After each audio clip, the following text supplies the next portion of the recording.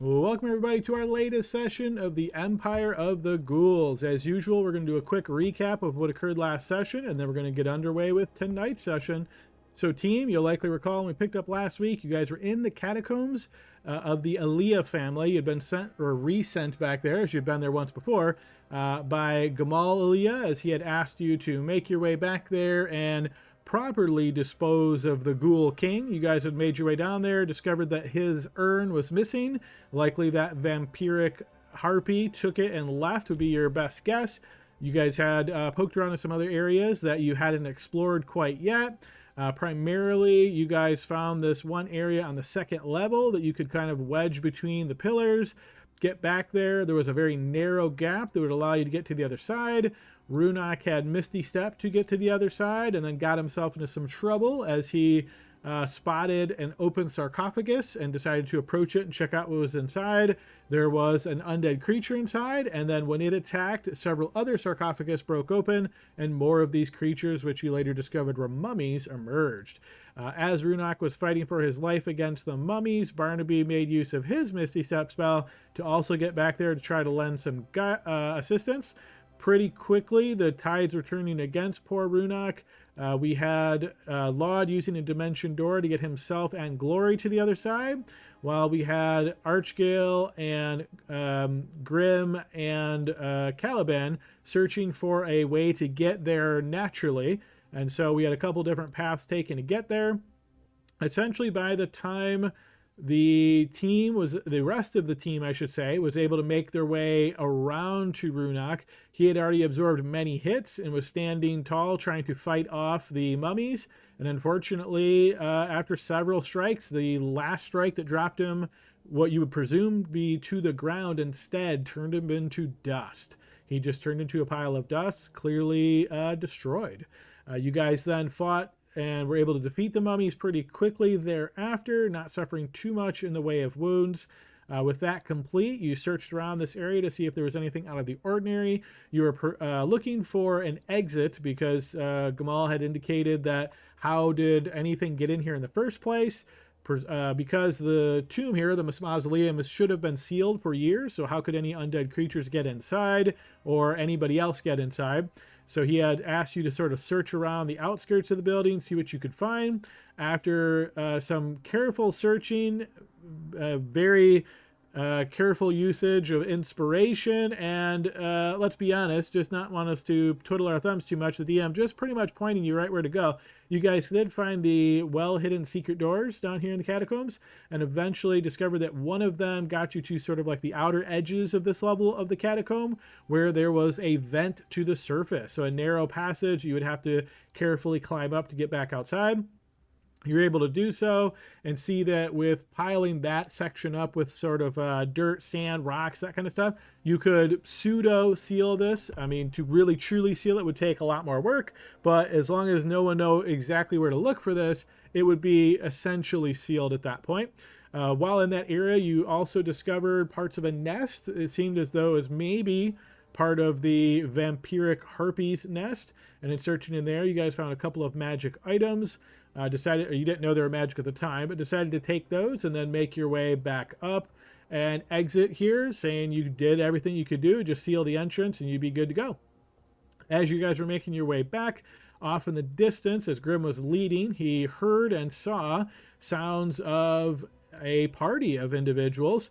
They were obviously equipped and well armed, and they seemingly, after chatting with them for a brief bit, were here as they had been, according to them, they essentially had been owed money by Gamal Aaliyah, and they had come here to recoup it. You know, they did not have a positive opinion of Gamal. They essentially said something along the lines of he owed them. Maybe they felt like they had been cheated by him.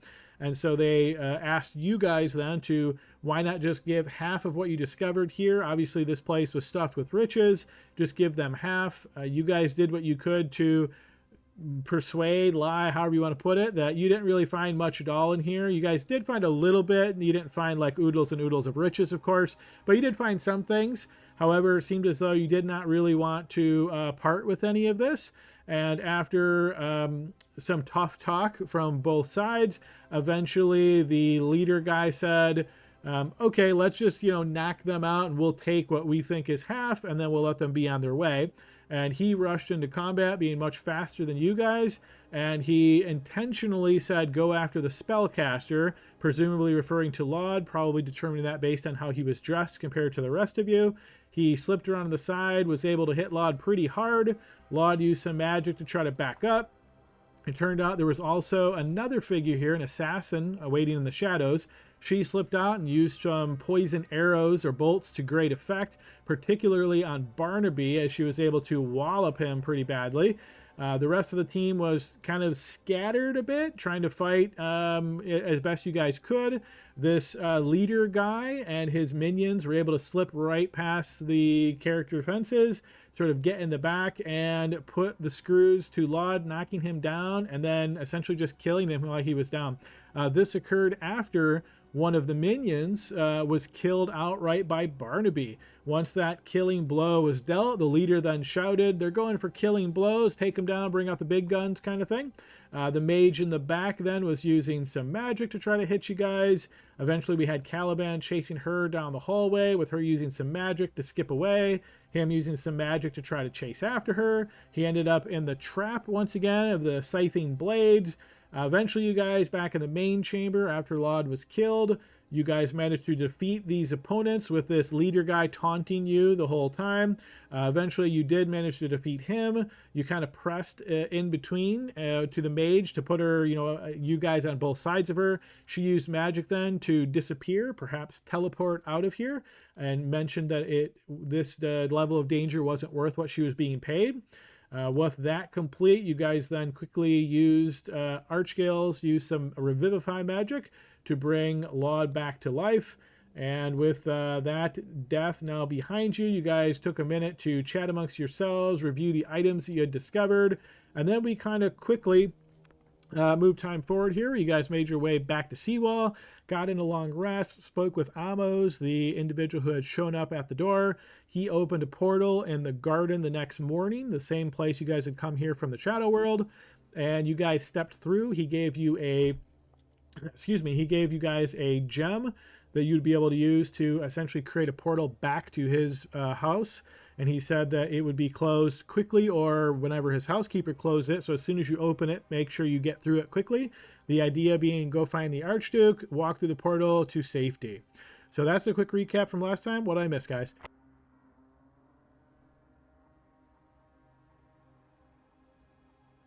Oh, comprehensive recap. Nobody has anything to add?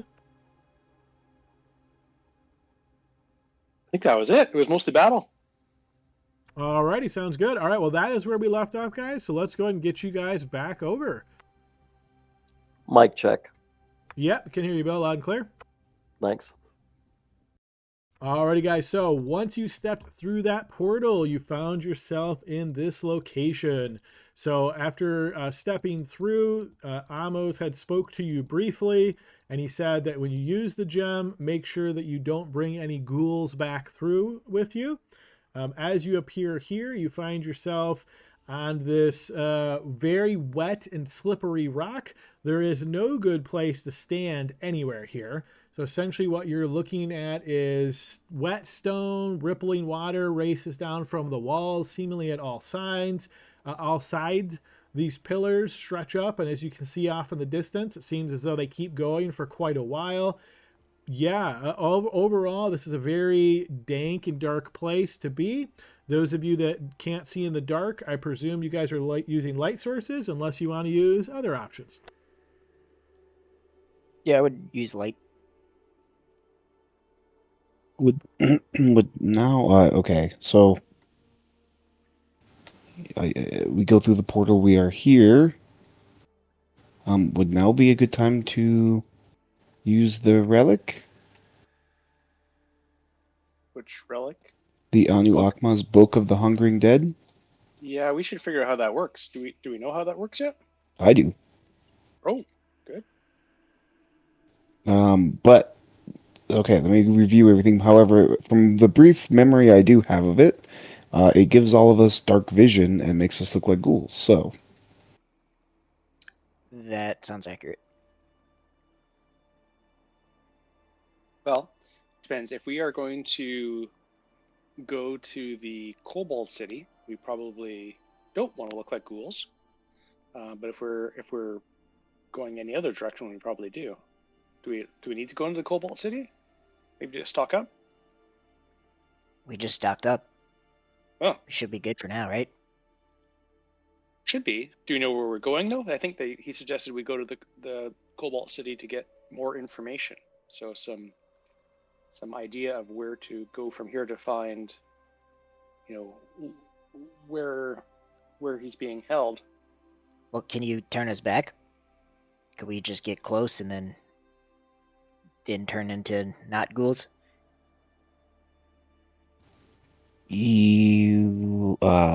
Yes. I assume so. It says the benefit works like a disguise self spell. So I assume that is something you can drop. Archkill, that didn't sound real confidence inspiring. I don't know how it quite works. I've never used it, and I don't know. I've never actually disguised self either. No, I don't want to be a ghoul forever. Oh no, it lasts 24 hours. Okay, that's what I was going to ask. Oh, right here. Actually, it says these benefits last 24 hours or until you speak the book's command to end them. So you can turn it off. And if you end the effects early, you must wait 1 hour before you can use this effect again. Okay, that seems reasonable. Yep. We probably should be ghouls as we move around, but turn it off before we get into the city. That seems like a good idea to me. Yeah, well, where is this city? Do we know how to get there? It said southwest. How do you tell directions down here? It all looks the same. Does anyone have a compass? No. Uh-oh. What about that moss trick? Glory, do you know how to do that? Doesn't that only work with sun? There's no sun down here. There's a little bit. Actually, I have no idea if there is. I'm just looking at the picture. It looks like there's, some light coming in from the top, so. There is a hole in the ceiling. You're not quite there. Some light is coming down, but based on what you know of the underworld, you highly suspect that it's not sunlight. Okay. Yeah, it is called the underworld, right? Who knows? Maybe that's moss, glowing moss. Still, Glory, you're the best in the crew with survival. Do you have an idea of what direction is what? I can see what I can see, I guess. Well, I haven't been here before. Yeah, much like you suspect, Glory, it's going to be very challenging to get your bearings down here, especially since you just teleported here through a magic portal. You don't have no idea, which way is which, but go ahead and give me a survival check at disadvantage.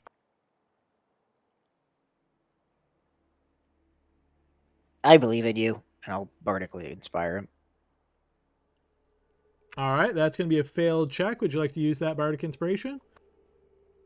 Okay, so based on what you're able to tell, the location that you're in right now, if you were to go what I'm going to call up on our map here, that is going to be north. Going south obviously would be the other way. While this looks like it is kind of a hallway shaped, that's only what it looks like for a short bit. Once you get further in either direction, things are going to change. You can tell that even from here.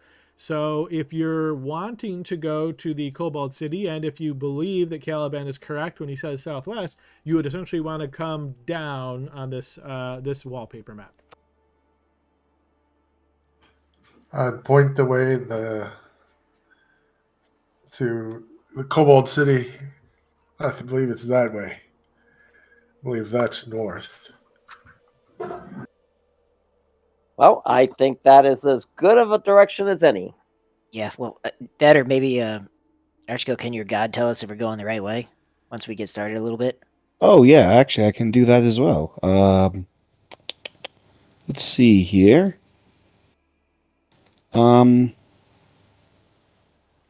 Yeah, I can. Do you have? Okay. If we have 10 minutes, I can say a prayer and we can go and I can ask my God. Yeah. But it also, just as a heads up, takes 10 minutes to activate the book. Okay, well maybe we do the book first, and then if we get tired and need to take a little rest, we can ask if we're going the right direction or something. Yeah, I have faith in Glory.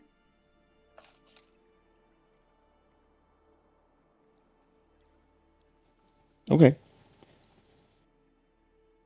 Then yeah, let's activate the book. All right, so you break out the book and you start this process. As you know, this process is going to take 10 minutes. So while you're doing these incantations, reading from the book, essentially lifting your hands, pulling the magic out of the pages and spreading it in the air to envelop your companions in this disguising kind of magic, rest of the team, anything you're doing other than just standing here waiting for it to take effect?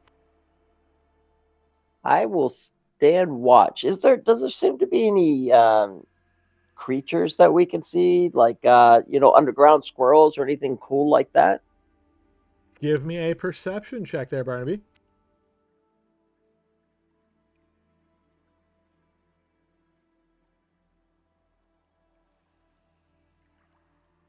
You can go ahead and set yourself back to public, but yes, you don't notice any underground squirrels. However, you notice several beetles crawling around on the stone pillars as well as on the ground, and you hear a nearby splash and look to notice some bullfrogs on the other side of from where you are right now. They're kind of looking at you, and you can see their throats kind of expanding, then closing, expanding, closing silently. But as you guys kind of move around a little bit, you worry them a little, and you notice some pop in the water and vanish from sight.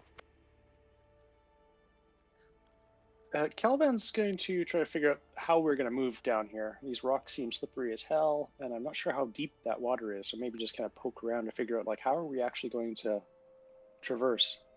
Give me an insight check here, Caliban. I'm going to use this to intuit your ability to figure that kind of thing out.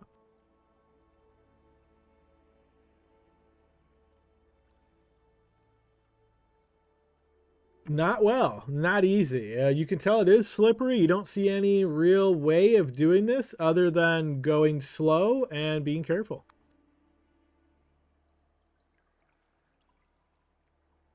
During this time, I'm gonna take one of the potions of healing out of the bag of holding and put it on my belt. Okay. All right. As nobody has a passive perception of 25, about 3 minutes into the incantations of the spell, you guys don't see anything, but a voice emits from the other side of the water. Hello there. Welcome. Yes, yeah, I see you over there. How you doing? Who's that? Oh, yeah. And now you look towards the voice and you see a little clawed hand behind one of these massive pillars, and this kobold face emerges. Yeah. Hi, I'm Jiro. Nice to see you. Well, hello, sir. How are you doing? Very nice to meet you. Oh, yes. Nice to meet you, too. Oh, it's not so often you find people down here, especially people like you. But, yes, nice to see you. Oh, and don't be scared. I have a friend, and she's can be scary, but don't be scared, okay? Oh, but what are you doing down here? First of all, who's your friend? You said your friend is scary. Is she is she like a kobold too, or is she something else? Oh, no, she's one of them, Derricule, the ghoul people down here. They call her Sated Fang, but, she's fine. Don't worry about her. She might be hidden around here somewhere right now, but she's okay. But she's friendly, right? As long as you're friendly, then she's friendly, yeah. Well, fantastic. Then we're going to get along just fine. We've met some Derricule in our past, and some of them are nice and some of them aren't. So, but yeah, we were actually thinking about coming to find you in your city. We've been told that it's a wonderful place to visit and potentially even get some supplies and information if need be. Oh, yes, yes. Oh, you want to go to Lilyford? Oh, well, yes, a very nice place, Kobold, but it's not very big. Usually people, not like you be fine, but some of your friends, oh, I don't know, too big, might be have a hard time moving around. Well, it's no different than our time in Zobek. What? Zobek's very big. You can move around in Zobek. There's no low ceilings. But Lilyford, everything's built for people my size. Imagine trying to bend down really far to move. Yeah, but the Kobold slums, you know. Oh, yeah. It's kind of like that. Well, if you were comfortable there, then you'll probably be okay, Lilyford. But going there to resupply, what do you need? I'm kind of like a traveling merchant. I might have some. You kind of remind me of King Cragclaw. He was really nice to us too back at the ghetto of Zobek. Oh, I think you his know name him? was Koto Claw. Yeah, Koto Cragclaw. Yeah, I knew him when he was just little, like this high up to a knee. Oh, nice guy. We helped him out. Saved one of his nephews or something, if I remember. Not surprising. Always trouble there in Zobek. Always trouble. So what we need most, my friend, is information. Oh, I have that in spades. What do you need?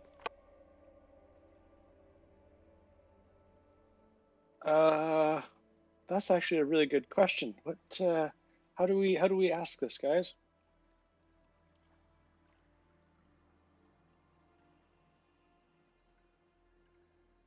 You see, we have a friend that was taken by the ghouls. We're on a bit of a rescue mission, but we're not exactly sure where down here. We understand they're going to be down here somewhere, but we're not exactly sure where down here they may have taken him. Was he I think taken we in a do. raid on the surface? Yes, and you probably know the name. Hold on, yeah, Archduke Avgost. Yeah. I know him. Walerska. Yeah. Those are the guys from, Krakova. Yeah. That's interesting if he's down here. I was gonna say, if it was somebody captured in a raid, they probably got taken to the pit of all flesh that's that way. But somebody high profile like that, wow, they're probably, I don't know, how long ago were they taken? We actually know where they were taken. To Vandekool. Oh, you want to go to Vandekul? That might not go so well for you, but I can certainly point you in that direction. That would be great. All right, so see, right now, you're in the Pillars of the Underworld. If you go that way, you'll head up to the Pit of All Flesh. That's, they got one of those Derrick outposts there. You don't have papers yet down here, do you? No, could you make some for us by chance? Oh, no, I can't, no, but you can get some at the Pit of All Flesh. Just go there, you gotta pay a fee, they'll ask you some questions, and then they'll give you some papers to be able to travel freely down here, and then if you run into any ghoul patrols, just show them the papers, and they won't give you such a hard time. But if you go past the Pit of All Flesh and keep going that direction, eventually you'll find the docks on the Sulphur Sea. You'll have to get a boat, and then you can take that across the Sulphur Sea to get to Vandekul. Well, you saying that we're not going to have many issues, I thought living did not necessarily get along with the Empire. I assume that this is all Empire control, the Pit of Flesh, and then the docks, and then going to the city. Yeah, oh, no, that's definitely true. If you just walk around without papers, then you could be in some big trouble. Yeah, they'll just try to take you, and, you'll be food or something like that. But if you get papers, then you're okay. So, the Ghoul Imperium, they want to trade with different people too. So as long as you follow their rules and you have money, then you can buy papers, and that allows you to travel. They only last a week, though, and then you have to buy more papers. And the papers don't stop you from having to pay the tolls. So, it's kind of a bit of a money racket, but as long as you got papers, you'll be okay. How much money do you think we'll need to get there? Honestly, it kind of depends on who's on guard when you get to the outpost, but it's usually like 20 golds per person, something like that. Okay. Do the undead themselves need papers? Is it everybody, or is it just the living? Well, I mean, if you're part of the Imperium, then you don't have to have papers because you're Derricule, right? But if you're not, if you're living like you and I, then you got to have papers. But you still got to pay tolls. Even the Derricule have to pay tolls. Well, then I don't think we'll have any issues. Okay. So, this way you said over there? He's essentially pointing you the opposite direction than what Glory just said. Okay. Wait a second. Excuse me, my friend. Do you happen to have a map that may help us out? That was a whole bunch of words of wisdom you just shared upon, and sometimes we may be forgetful. Oh, well, I don't have a map, but I could probably scratch you something up real quick. Just be, kind of bare bones and stuff. But what do you say? How about 20 golds for a map? Oh, my friend, I wish we had 20 gold for a map. That is way, way too much. Maybe we'll find someone else that can give us a full map for less money. Oh, you might be able to. Good luck, though. I don't think you're going to have much luck down here. I'm very friendly to the living, but the next person you run into, they might be chompers. You don't. Nah. We could probably spare some gold, but as you said, we need it for the tolls. What do you say about 15 gold? Go ahead and give me a persuasion check there, Caliban.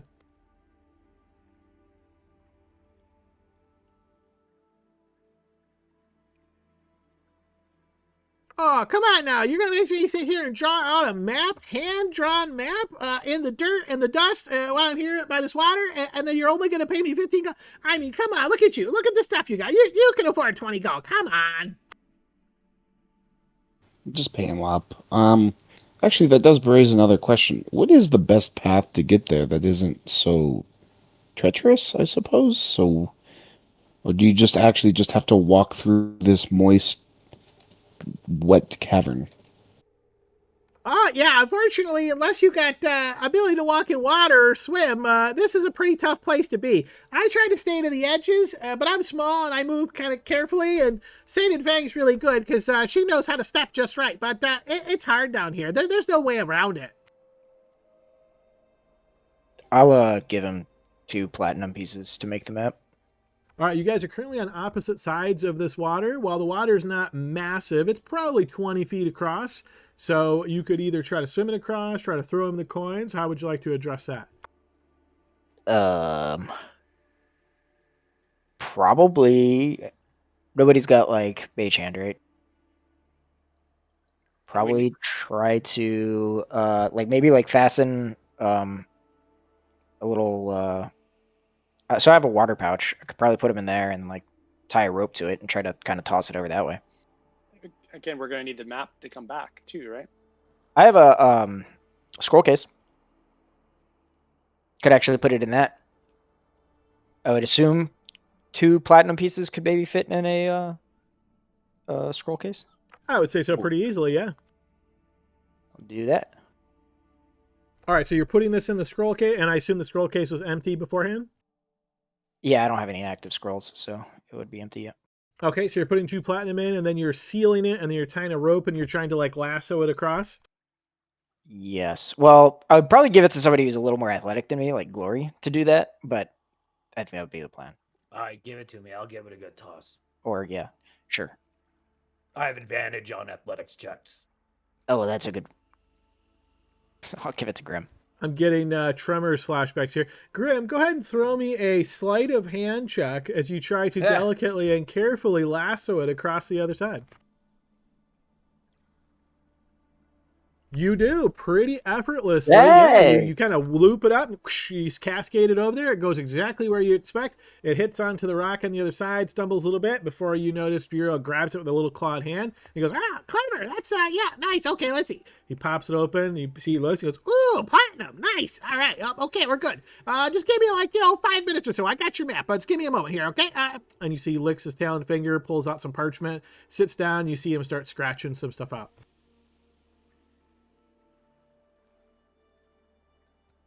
And I will say this to the party, since he's across the way. once we are done dealing with him, we should continue with this book and the ritual so that we don't have to pay for papers and raise suspicion either. Because I'm certain there's wanted posters of us in the Imperium. We're still gonna have to pay tolls, but it doesn't sound like we need papers. You're right.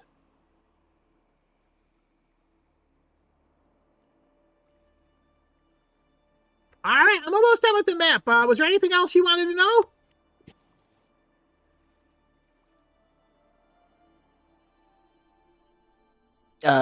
Are there any like other scary creatures down here that you know of that we should be aware of, like monsters that have a den or anything to avoid in particular? Oh, yeah, like everywhere. It's really, I couldn't even tell you how many. They're everywhere. There's those things that fall from the sky to get you. There's those things that leap out of the water to get you. There's things that look like the rock wall to get you. Just got to be really careful and always keep your eyes on a swivel. Just be looking every direction, okay? Just like this one. Oh, they're over there now. You got to be looking every direction. You said things that look like a rock wall that'll get you? Oh, yeah. They kind of blend in, and you don't see them, and then once you're too close, suddenly they step off of the wall, and you're like, oh, okay, now I'm dead. But unless you have, like, a good guard, or, like, you're tough, then you can kind of fight them. Would we have any idea what that is? Based on that description, it sounds like something that maybe can camouflage into a wall. It's pretty generic, so hard to say. Did we fight one while we were in the temple? Or not the temple, the tomb? Sort of like the carpet thing we stepped on, but Yeah. wall.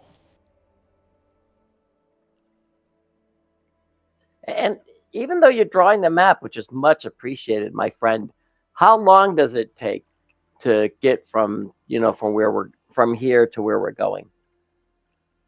Well, assuming that you're heading up to the Pit of All Flesh, it's going to depend on how quick you walk. Looking at you guys, I don't know. Hard to say. Probably a few days.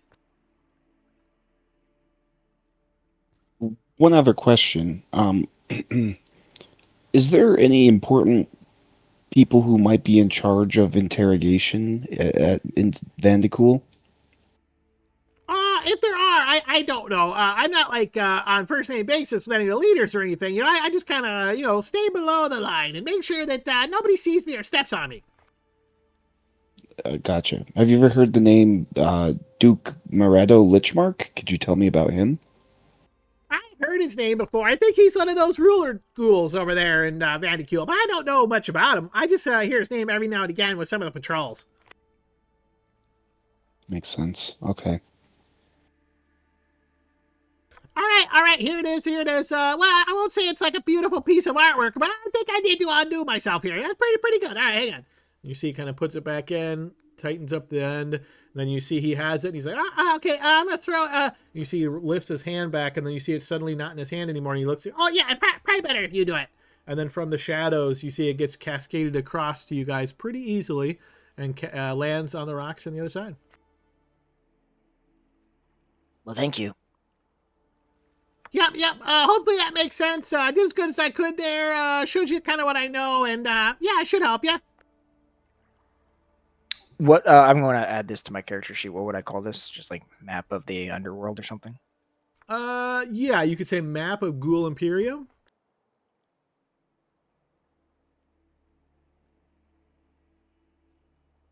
All right, well, you pleasure doing business with you. Unless there was anything else you wanted, me and Sandy Fang will be on our way. Well, thank you.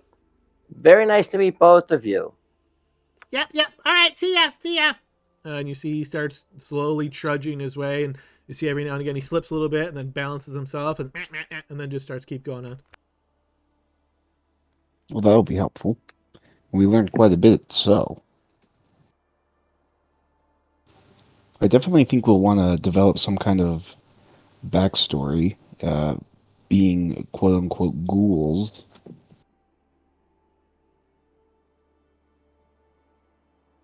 I don't know what kind of backstory do we need. I like to eat raw flesh and punch people. I figured that would be a job for you. Don't you make stories and sing songs? Well, yeah, but I mean, I don't know all that much about the ghouls. Maybe I do. I can try to make something up. Well, I could tell you everything I know from my notes. But Sounds like we probably won't run into patrols or anything. But there might be tolls to be taken, and they may ask, "Are we on some sort of a mission for the Emperor?" What would cause a ghoul to go back into the city? It is a holy city. We could say a pilgrimage. Sorry, pure city. I don't know if holy is quite the right word.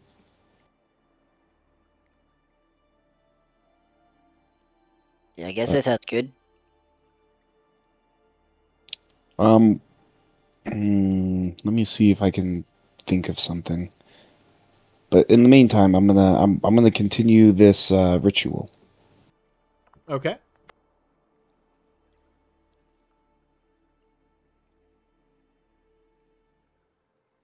All right, if there's nothing anybody else is doing, we will assume those 10 minutes pass and the magic is pulled out of the Book of the Hungering Dead, layered upon each of you, and to your eye, each of you looks absolutely hideous as you've now taken on a ghoulish countenance. Since we have dark vision, I'm going to turn off the light spell. Same. Okay. All right, you find yourself in the dark. Just a reminder, I know I tell you guys this every time, but when you're in the dark, even with dark vision, you do have disadvantage on perception checks. Okay. Hey, Adam, what about myself? Yeah, I think with your ability, I don't think that changes anything. Let me double check. Okay, thanks.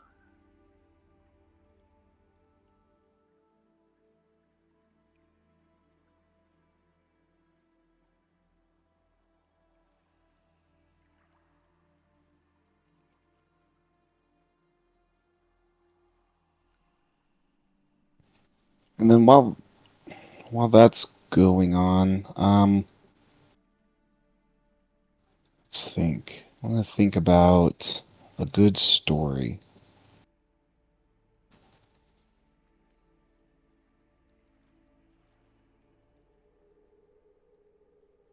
Yeah, I suppose maybe we're just cogs in the machine, and we're reporting to our next station at Vandecool. I mean, if that actually comes up, is that something we could just kind of like roll for, like kind of come up with a story that would kind of make sense, or do we actually need to like have one? I think it would help if if we had something in mind. Maybe something along the lines of an important prisoner has been taken to the capital, Vandecool, and we are just like guards who are being sent there because they expect something to come. Extra guards or something. I don't know. Sure.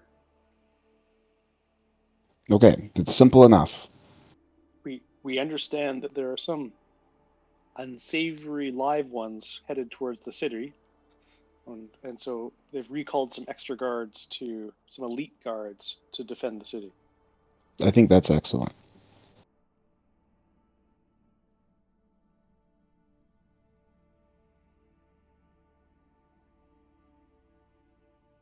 Onward. Onward Yeah. and downward.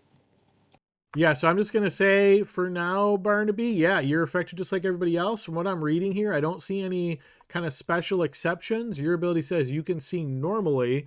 And again, normally, people with dark vision, it would be the same, right? So unless it was to say something else, I don't think that overrules the darkness provides disadvantage on perception checks. Okay, all right. Yeah, when it said normally, I was thinking, I mean, yeah, that's good. All right, so you guys have this magic on you, and you have the map and the scroll case. You're making your way the direction that Jiro pointed you, or which way? So the direction that Glory got was the opposite direction, but that was towards the Kobold village, right? That's what he believes, right? Yeah. So the way we'd be going is the opposite direction. Do we need to go to the Kobold village if we just got all the information about where to go? Yeah, I don't think we need Yeah. now. Especially because now that we're disguised, we can, even if we need something, we can actually probably barter with ghouls. True. Yeah, I would say we go direction Jiro's suggested. Guess food might be the only issue, but I think we have lots of rations still. We have a decent amount. I have to look at the bag of holding. Oh, that's probably if we do need that, that is something we are not going to find in a ghoul city. Well, they And would have to eat meat, right? Raw meat and all that kind of stuff. And assuming that we are like, is this disguise self, or is this like it actually turns us into the ghouls for the purposes of like the benefits and things that they get? it's pretty much a disguised self because it says here, you assume a ghoulish countenance. The benefit works like disguised self. Gotcha. Okay. Maybe some awkward questions on why we're cooking our meat. Yeah, that's going to be something to think about too. Is we probably don't want to act lively in their territory, Yeah, at be least on in the diet. open. So if you're hungry, eat out of sight. Stuff like that. Fair enough.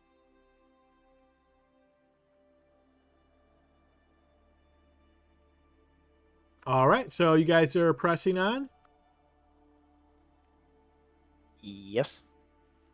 All right, so you guys make your way away from Lilyfora, the Kobold City, to the northeast in the direction that Jiro pointed you. Navigating this area is very difficult because it's wet and these rocky terrain. So you're moving, you're slipping every now and again, trying to catch yourself. After traveling for about an hour or so, I'd like everybody to go ahead and give me their choice of athletics or acrobatics check.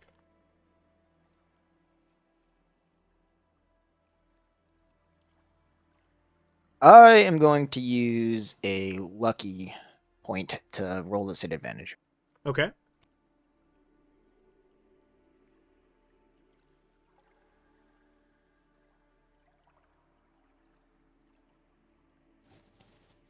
All right. Is anybody doing anything else before I announce the results?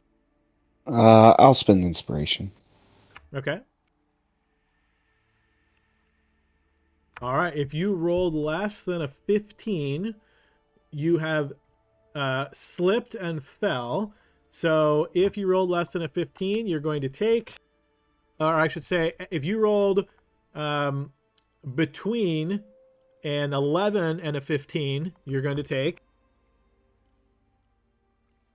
4 points of bludgeoning damage as you slip and fall on this rocky terrain, maybe skid a bit, you are hurt. If you rolled under an 11, so 10 or less, you've fallen and slipped all the way down into the churning waters. So doing a quick check here, it looks to me like Barnaby fell into the water. And let's see, Laud, you made your check at advantage, so yours was actually a 14. Archgal re-rolled. So is it just Barnaby? I think it's. Oh, yeah.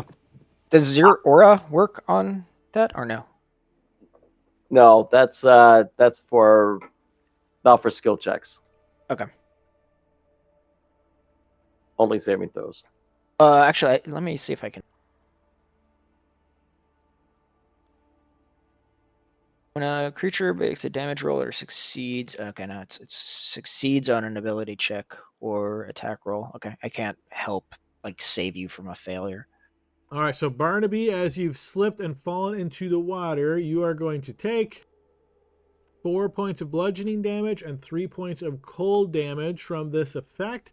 You are essentially head over heels in the water. You're trying to right yourself and get yourself back up to a point where you can kind of swim or do something along those lines. Is anybody else doing anything during this time, or are we moving to Barnaby's next turn? I would try to grab that rope again. It's not on me. I assume it's in the bag of holding. Or call out to somebody stronger, like Grim, to do it, to try to throw it to him. Yeah, look, the clumsy guy. Come on, let's get him. I'm not clumsy. I'm just a poor roller. Rolling down the hill. I mean, yeah, that's what I meant. All right, so it would take at least an action to get the rope out of the bag of holding if that's where it's at. So if there's nothing else that you guys could do immediately, We'll move to the next turn. We'll assume that somebody has procured the rope for the next turn. But on this turn, Barnaby, I'll need you then to make a dexterity saving throw as you try to get basically to the edge. All right, with that, you do manage to make your way to the edge. When you get to the edge, you are going to take 3 points of bludgeoning damage as you pull yourself up onto these kind of blunt and sometimes piercing little rocks. You pull yourself back up on the edge and kind of stand up. You're shivering from these frigid waters, but you are back on the edge. Hey guys, this really sucks. Yeah, I don't like water. I fell in a long time ago, and it was very, very bad. I don't know if we have any choices. We just have to keep trudging along here and watching our step. Hopefully they'll get to a real road soon. I can't imagine they move many troops, or it doesn't seem like many people move through here at all.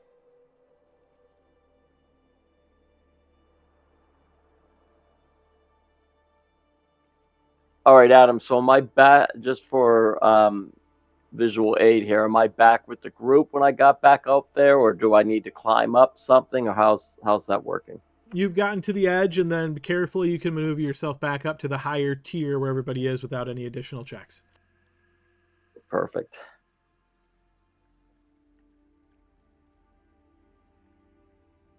All right, so if there's nothing else, I assume you guys press on and continue making your way. Maybe, guys, maybe we can't look in all directions at once, but maybe we can divide and conquer. Like, I'm really worried about that thing above us. You talked about the thing from the ceiling that comes to get you. I really don't want that to happen. Maybe one of us should be looking at the ceiling and maybe somebody else checking the walls. Divide and conquer a bit. Never We hurts. can try, yeah. Obviously, got to keep our eyes on the ground a little bit to not fall, but That's true as well. Yep. Let's just all stay vigilant. yeah. Okay.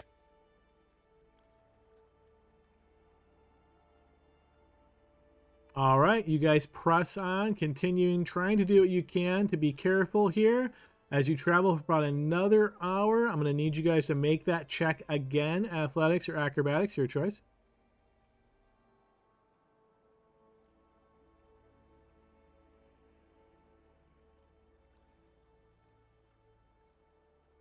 I do want to do something with that. I got to figure out what, though.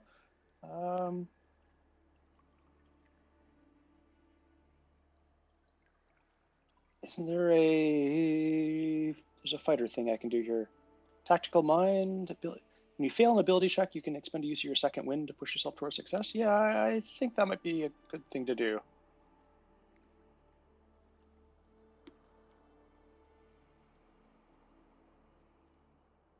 All right, quick check here. Barnaby, you actually made a dex save instead of an acrobatics or athletics, but it looks like the number's the same for you, so we'll take that 11. Oh, sorry. Yeah, see, I like dex saves a lot better, I guess. So. All right, I'm sorry, Caliban, what did you use to give the reroll? Second wind. You burned a second wind. Okay. So if you once again, if you got between an 11 and a 14, you will take 2 points of bludgeoning damage as you fall to the edge there and have to pull yourself back up. And I don't see anybody that rolled 10 or less. All right. So yeah, Actually, sorry, Adam, I did that. I realized I did that wrong. I thought I got to re-roll. All I get to do is roll a d10 and add it to my original one. So, whoops, I could still fail this. All right. So you're at a 10 plus whatever you roll. 18. All right. Okay. Yep, you're good. Okay, with that complete, you guys find yourself having made your way past the pillars of the underworld and find yourself more in kind of a generic underworld kind of environment. You're not in the pillars exactly. Water is still very much present here. You can see strange mushrooms kind of growing on the edges. You notice there is a lot of holes in the wall at various heights throughout here. You get the impression of large burrowing creatures making these openings, but whether that's just the darkness playing on your mind or something else is hard to say. But yeah, this is where you find yourself. You believe you still have a distance to travel. As you remember, Jiro said it was probably a couple of days journey for you. Anything you guys are doing other than just trying to press ahead?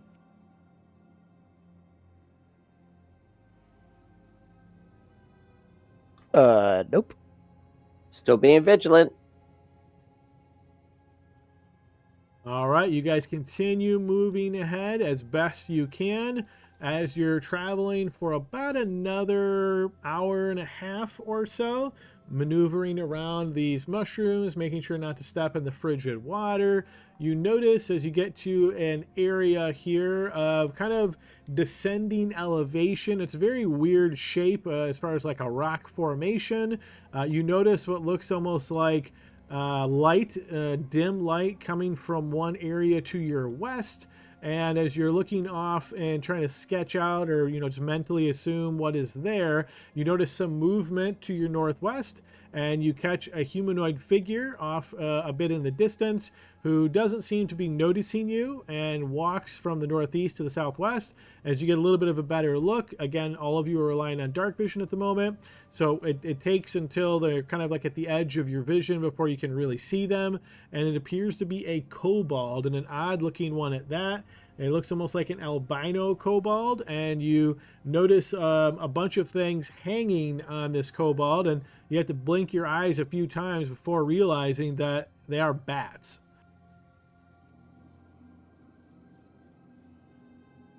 Is it like a vampire kobold? Those are the things that come from sky. That or it's another one of those parrot sellers, except instead of parrots, it's bats. Are we going to have to speak Darakul? How are we going to speak with him without blowing out the illusion? Well, they're cool to do speak other languages, especially to outsiders. That's true. That's true.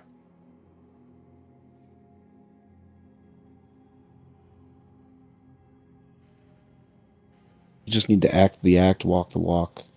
We've also got this scroll of comprehend languages. Maybe when we get kind of closer to the where we're going to talk to some, we use that so we can at least understand. Well, I actually have the spell comprehend languages. If you don't want to use it as a the scroll itself. Yeah, maybe neither one. We've had this for a while. I don't see much of a better use of it than. Oh, I think it's fine. I just wanted to let you know. Yeah, thanks.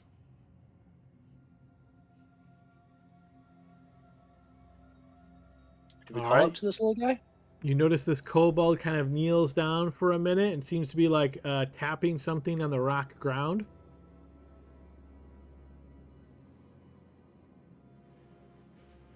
Does it? I mean, it doesn't appear like he's being hostile or anything. He's just kind of doing stuff. We're acting like we have a right to be here. I don't see why we wouldn't just keep walking. It's probably what a ghoul would do. So let's keep going. Minding our own business.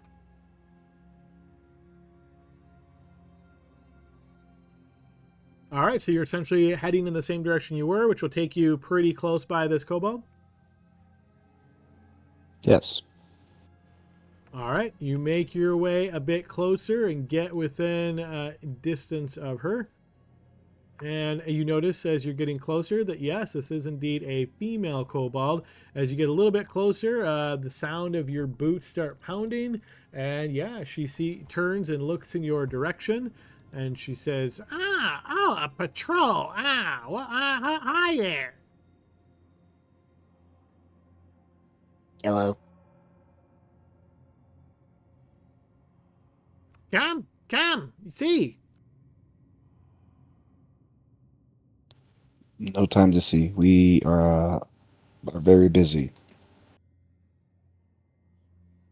Oh, yeah, yes, of course. But, there may be a problem here before too long. You might want to tell your superiors.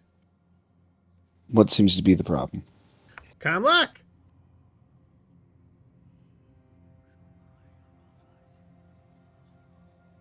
I'll take a look.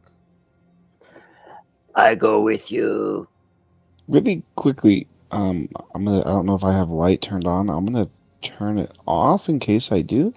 I'm assuming you don't. I Okay. have light off with everybody, but of course you have the dark vision from the book. Perfect. I think that is working. All right, you make your way a bit closer. You notice that there are several bats that cling to her. And you can see that there's like this white powder on the ground. You also notice that her cloak is stained with bat guano, and the odor of it is very, very strong here in this area.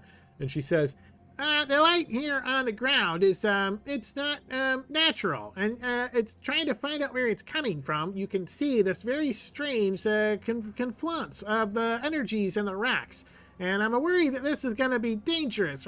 I'm thinking that, you see there, and you see she points to the northwest, where you see this sort of arch. She says, could you go through there and see if you can get to the other side? I'm not sure how this is dangerous or how it's any of our business is something we should report to our superiors. Can I Arcana to like decipher anything that she just said? Sure. Again, it was pretty generic, but yeah, throw me an Arcana check. Or I guess maybe that's more insight to understand. Like, are you trying to trick us, or is this like an actual concern? Okay, sure. That makes sense. Go ahead and throw me an insight check. Yeah, hard to say. Again, you don't meet a ton of kobolds, and maybe this is just like her way of communicating. She obviously seems to be very, very focused on this. So yeah, you don't get any immediate sign of kind of deception of any way. But as she's speaking and pointing in that direction, you guys will then hear a shuffle of the rocks to the west, and a small humanoid figure suddenly appears over the edge, sort of like standing up.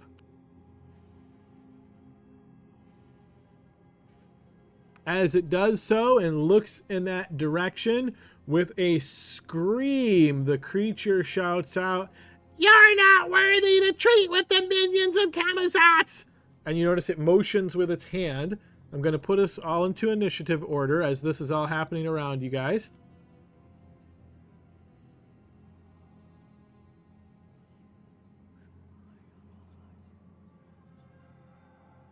If you have something that allows you to change your initiative, please do so.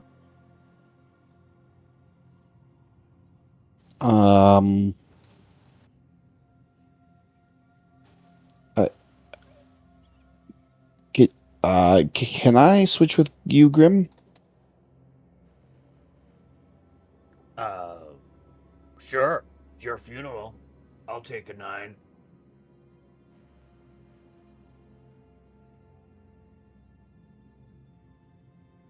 Okay, I have a 19.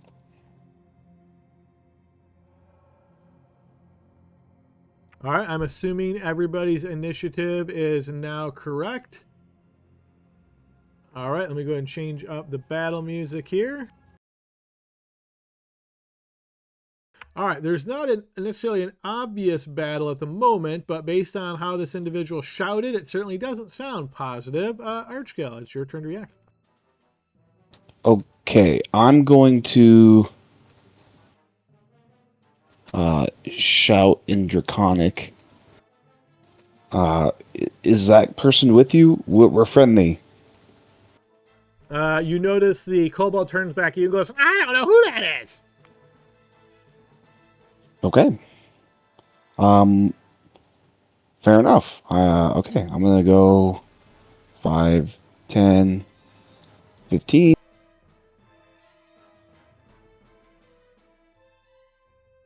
Archie, what did you say? Which one do I kill? That kobold is fine. It's on our side.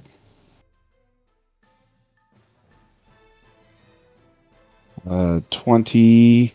I don't see anything. That's kind of As you're scary. moving this way, Archgale, let me give you a quick idea of what you're looking at. This is a rock wall that's higher in elevation all along this way. While this is blacked out, this is a tunnel that if you wanted to, it looks like you could go through this direction. Based on your 60-foot dark vision, you don't see necessarily the other side of the tunnel, if there is one, but it does look like a tunnel.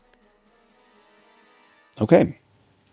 And did that figure pop up from that tunnel? The figure that you spotted just momentarily is up here on the ridge. On the ridge. Okay. And I need to find more. Okay. Does it look like this area over here is kind of like a ledge to get up, maybe? You could climb up that way. It looks like it'd be harsh climbing up here. On a quick glance, based on the elevation of the ground, it kind of looks like the elevation increases going this direction. This would be more like trying to monkey climb it up. Okay, gotcha. That is the Grim route. I'm not Grim, so I'm not going to go that way. That will be my 30 feet of movement. I presume that taking the action was talking. No, just shouting doesn't take your action. I can't see the creature, so that's not going to help me with my dodge. But I don't know what else to do, so I'm going to take the dash action.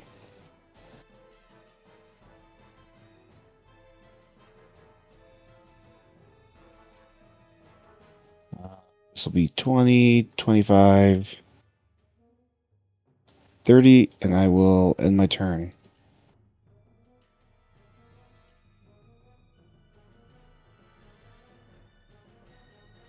All right, Glory. I will.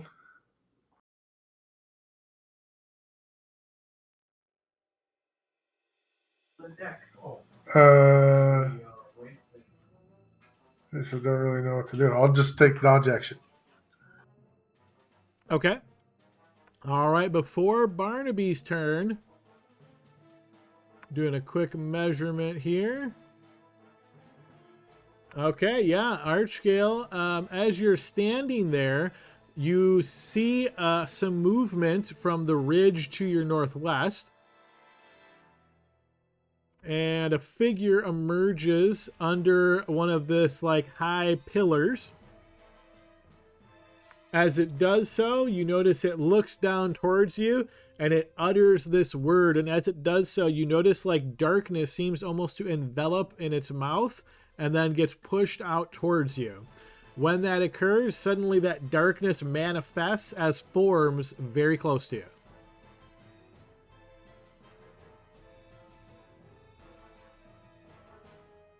All right, and as those three forms manifest,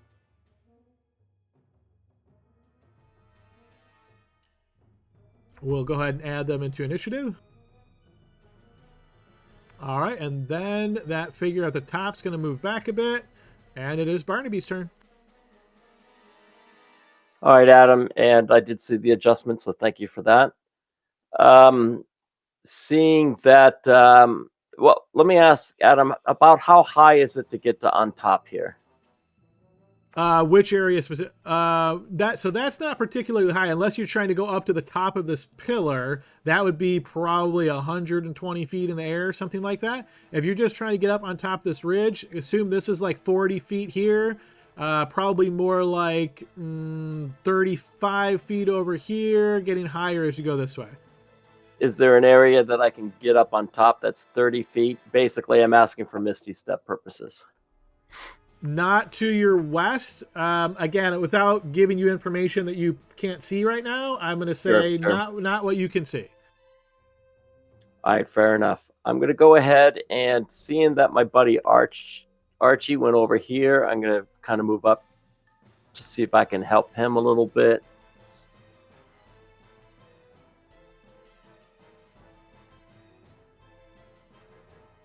I'll go there. And I may as well, I see those creatures that are around him. I'm going to go ahead and just Eldritch Blast. All right, who's your target? I will go ahead after this guy here. Might as well, right? All right. Who knows? We'll see what happens.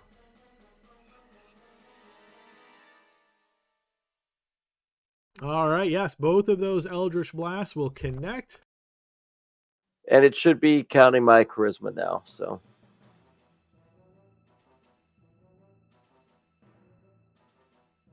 All right, the 2 rays blast into the undead creature, wounding it. Okay, Laud. All right, I'll start by moving. 5, 10.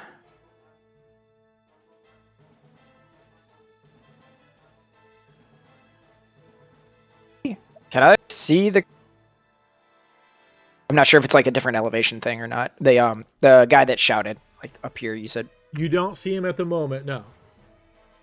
Okay, well then I will use my action to cast Blink, and I will. I think that's just gonna be it. I'll end my turn there, and I'll roll my Blink roll.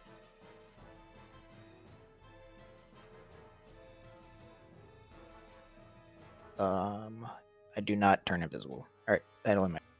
No blinky. Okay, moving to this creature's turn. It is going to attack you here on the flank, Archgale. That is going to hit.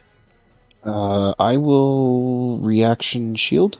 All right, you cast shield, setting your AC to 25. This 26 beats that, and you lose your shield slot. Yeah, that's fine. You are going to take 13 points of slashing damage, and I need a Constitution saving throw.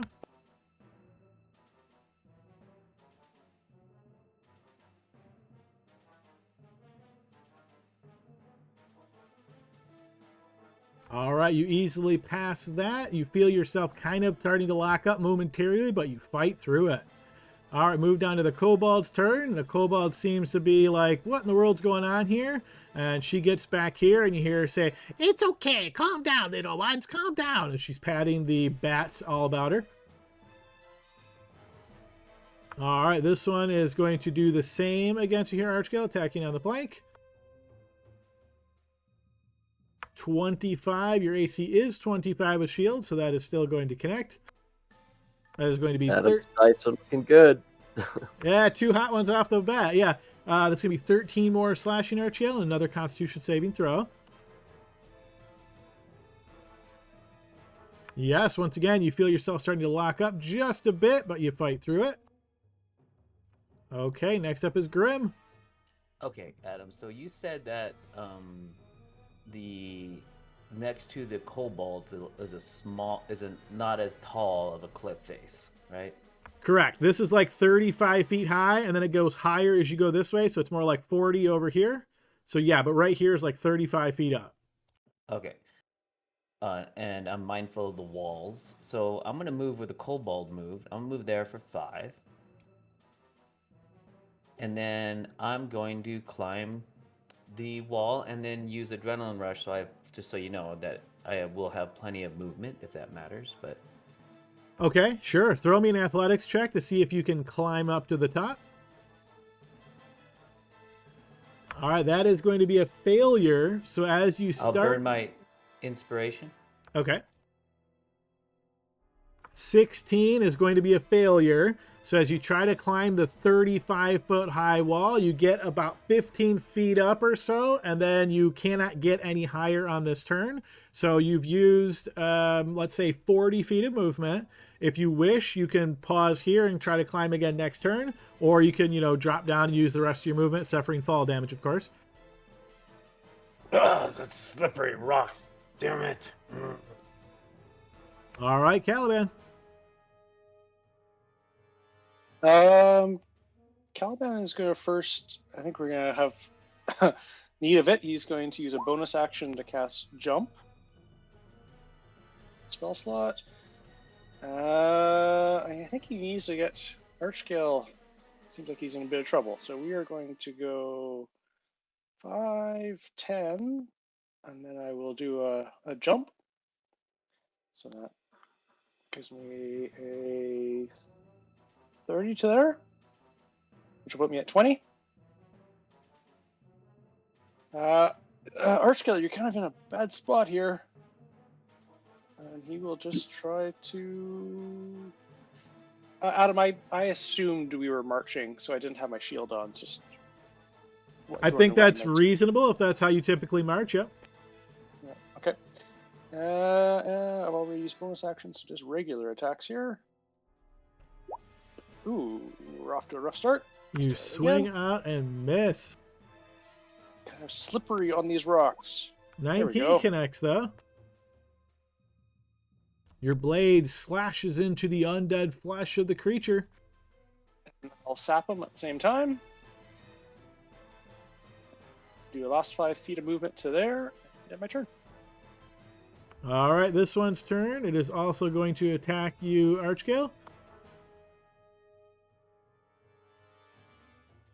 23 is going to miss thanks to your shield slot, and it will then graze you for 3 points of damage. All right, over here, this creature is going to walk to the edge, looking down, seeing what he sees, and he will conjure this darkness to manifest 3 more creatures that appear around Laud.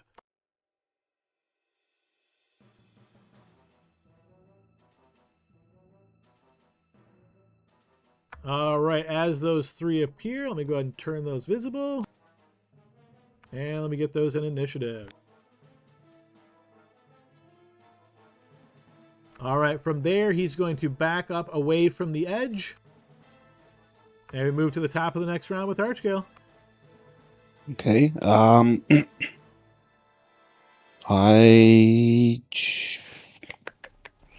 Yeah, I'll channel Divinity, turn undead. All right, thanks to the book of a new Akama, you're all undead. No, I'm kidding. That it says. Yeah. All right, so this, I believe, is a wisdom save. Here it comes. All right, I think your DC is 17, so I think the first and third are going to fail, and this middle one's going to succeed. Okay, and then Seer Undead, which will be, I think, 68. I don't know. I'd have to see the text for that one. It's the Wisdom modifier. It is. I gotta find it. Your wisdom 5d8. modifier should be 5, yeah. All right, so 5d8.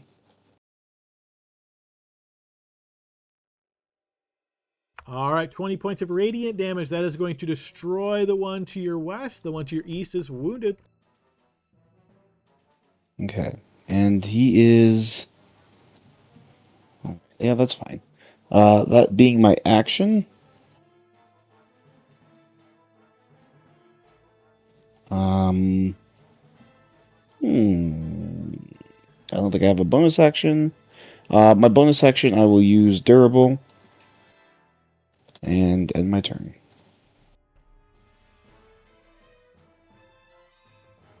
Okay, next up is Glory. All right, I will rage.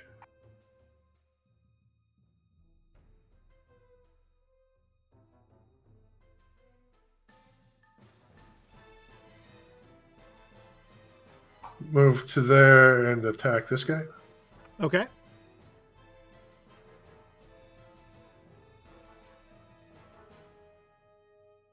Thirteen's going to miss.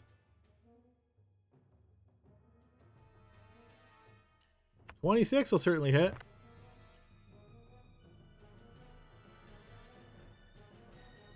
All right, your halberd slashes down mightily into the creature, wounding it.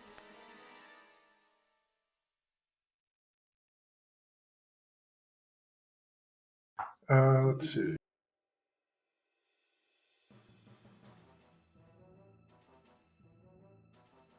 I'm going to move up a little bit. End my turn. All right, this one is going to attack Laud on the flank here.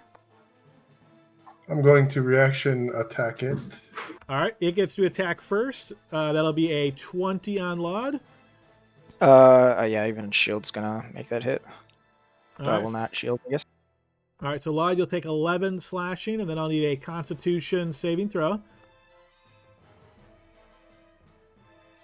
All right, you will succeed on that.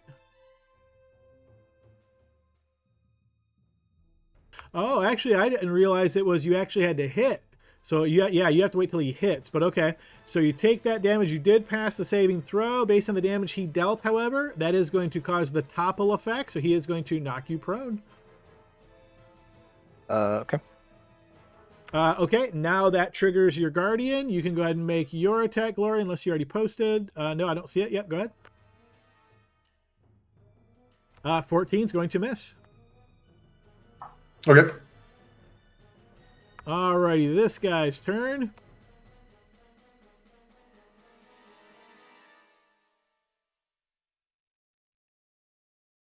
All right, he is going to come around the corner.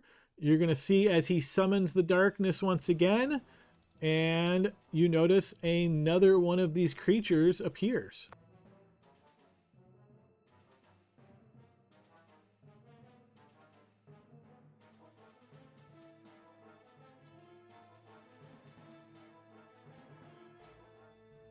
Okay, Barnaby's turn.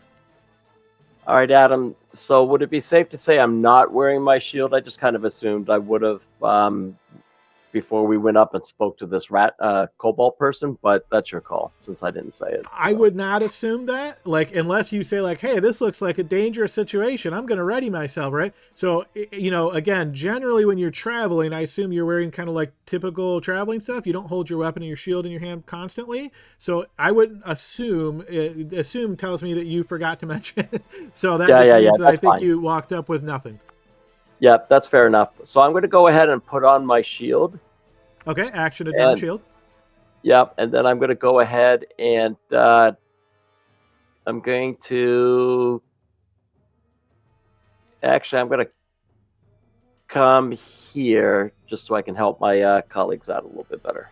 Colleagues, all right, work partners. Okay, Laud, you are on the ground. What would you like to do? I will stand up. I can't call them friends. We're not that close. It's only been, since June or whatever. So, all right, you spend half your movement to stand.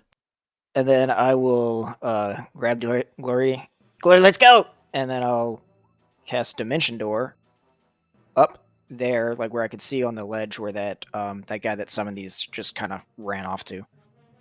Okay, so you are going to teleport up to here. Yeah, and I'll bring Glory with me, like right there, and I have 15 more feet of movement, so I'm going... Is this like cover or rock or anything like that? It is, yeah. Yeah, if a line had to pass right through any of those two squares, that would be total cover. Okay. Then, so that was my action. I will give a bonus action to Bardically Inspire Glory, and that will be my turn. All right, over to this guy's turn. He is churned, so he will start fleeing. Barnaby, would you like to take an opportunity attack? Nope. Caliban, would you like to take an opportunity attack? No. All right, he runs up and essentially off map. All right, this guy's turn.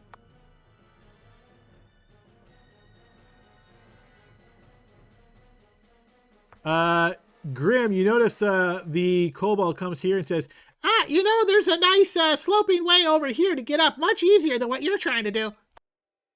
I'm already committed. All right, this one's turn is going to move to here, and Archie is going to attack you on the flank. 25 is going to hit. That's going to be 14 slashing and a con save. Yeah, once again, feel your body starting to lock up, but you fight through it as we move down to Grim's turn. Okay, Adam, I assume the Kobold just gave me Bardic Inspiration by saying that, right? No, that was just pointing out the obvious. Oh, okay. Well, wish me luck at least. Can I finish the climb, Adam? Let's find out. Athletics check. 18 is enough. All right, so you pull yourself up. You were... Okay, let's see. You were 20 up, so you have to spend another 30 to get up to here. The vision's going to be a little bit challenging, but let me tell you what you see narratively. There's a thin strip of stone that kind of goes like this, and then it flattens out until you're on an upper level, as it were, up here. So if you wish, you can you're pretty sure you're going to have to make an acrobatics check to nimbly cross this thin layer of stone until you get over to here. Is that my only option? Unless you think of something really good. I mean, like if you were thinking like, oh, can I jump from here? You would need to jump 35 feet from a standing position. I don't think that's likely. You could jump back Well, down. I guess what's in the way? Is it a cavern, a hole, or a mountain, or a wall? None of the above. Like, so you're standing up on the elevation, right? So think of this as a wall that you're standing on top of. So the wall goes like this, and it's very thin the whole way until you get to here, and then it widens out. So you're on a very thin wall this whole way until you get over to here. Adam, I forgot on the end of my turn. Can I roll for blink? Yes, go ahead. So does that make sense, Grim? Yeah, so I can't do anything. So if I'm gonna go where the enemy was in my mind, I have to do basically an acrobatics check. What about if I go south or southwest? So if you were to drop back down the 35 feet to the ground level from where you're at right now, you see it goes this way, and then right here is a much easier climb up. So you think climbing up here would be probably, I'm going to say an easy DC athletics check to get up to here because it's just much like a natural slope. Otherwise, again, in your elevated position, you're kind of like on a catwalk essentially and head that way. Yeah, I'm not going to do that, but I do have a bonus action dash. So how much movement did I use to get to the top? Use 40 feet to climb to the top. Oh, I mean, in this turn. Yeah, so you were only, Okay. I'm sorry, 30, because you were 20 up, so you had to move another 15 to get to the top, so 15 plus 2 for climbing, so 30. Okay, so let's do this. Yeah, you're right, bird lady. So I'm going to use my 30 feet of movement, so I'm going to dash to go back down, I guess. And you're climbing down to get down carefully and not take any damage. Yes. Okay, so the climb down is 35 feet, so you're going to need 70 feet to get back down to the ground safely. Okay, so I can action dash and bonus action dash. So I have 90 total this round. Okay, so call it 70. You're here now. Okay, this way? Is this the way I'm going over here? And I point to the west. She gives you a nod, and you hear one of her bats that's attached to her just goes. Thanks. I like you. Ah.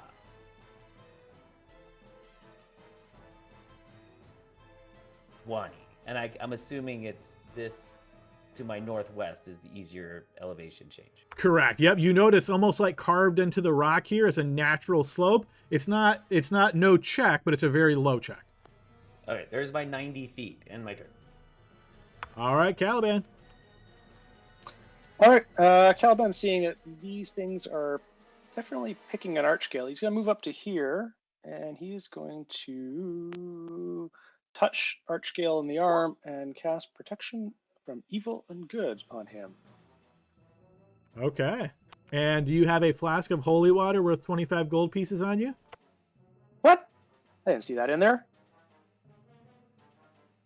Very top material, a flask of holy water worth 25 plus GP. I do not. I missed that entirely. How about that? All right, I won't make you lose your action, but unfortunately that means you can't cast the spell. Yeah. I so much want to touch you, but I won't, Archie. Yeah, exactly. I don't even know how this thing works. Okay. Yeah, thanks. I guess I need to go do some shopping and read up on my spells more closely. I will put this guy into the flank and attempt to smack him with the sword, which is doesn't require any. And sorry, I was sliding around. Were you here and you moved to here? I just making sure there was no. Right. Okay, good deal. Yep, yeah, you're good to go. Go ahead and make that attack. I don't know why every time I click on the spells tab, it rolls the blade ward. So that's a new thing that's happening tonight. New bug, always fun. Actually, I guess because I didn't cast that, I can true strike him for the first attack. 17 will connect.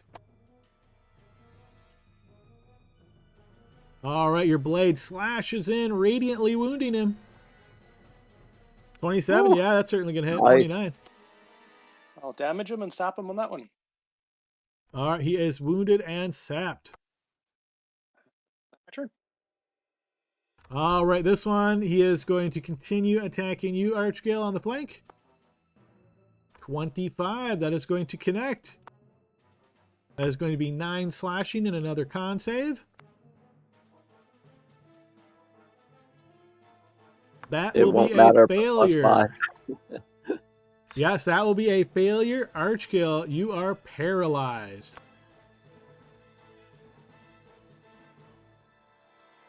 I sure wish I could have cast that spell. Sorry, man. Gotta read these. It's all good. I wish I had inspiration there. All right, this guy's turn. You hear some insane mutterings and utterings as he is going to use his special ability to conjure up darkness. Everything in this area is now filled with darkness. And after that occurs, he's going to go ahead and move to here, and then he is going to attack you there, Laud. He is going to stab out with... yes, he's going to use his dagger here. So he stabs out with a dagger. Okay. You cannot see him right now. He can see you, so that is going to be a critical hit. Okay. And his primary mode of damage here is necrotic. So here comes a necrotic crit. Okay, max damage from normal, then roll damage dice and normal, add that result. Creature's max HP is reduced by the same amount. This will be just the necrotic portion of this. All right, so that's going to be 8 piercing, 16 necrotic. Your max HP is reduced by 16.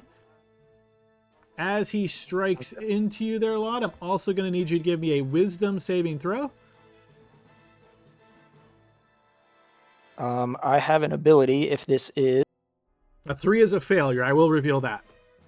Yeah, if you fail a saving throw against an effect that applies to charmed or frightened conditions, you can use a reaction to cause the save to be rerolled at advantage. You can do so. This is the frightened condition. Okay, then I will reroll at advantage. 18 is 18. good enough. Yeah, you are not affected by that. He is then going to attack you a second time. Okay. 21, that is going to connect for another 10 total damage and another wisdom saving throw. That is going to fail, and you are now frightened. Okay.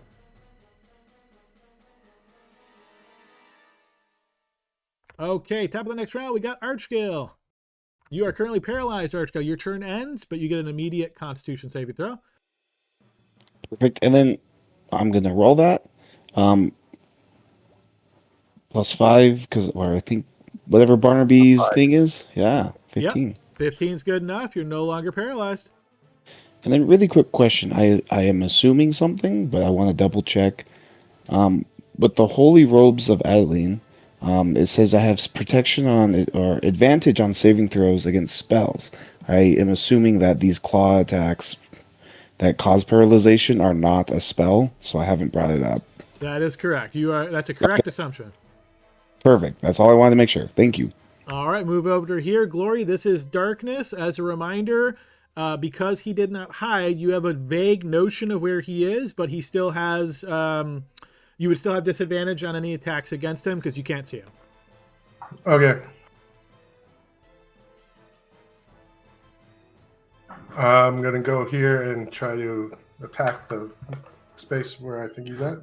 All right, you swing into the darkness past Laud's space, trying to hit him. Go ahead and make your attack. 17 is going to miss.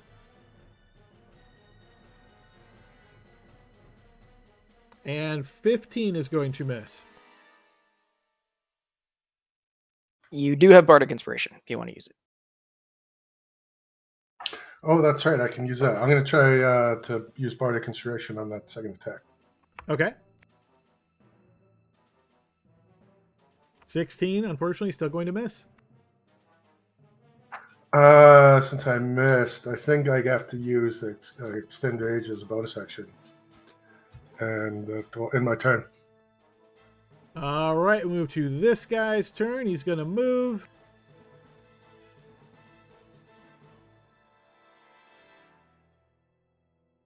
All right, this guy's turn. He's going to peek around the corner.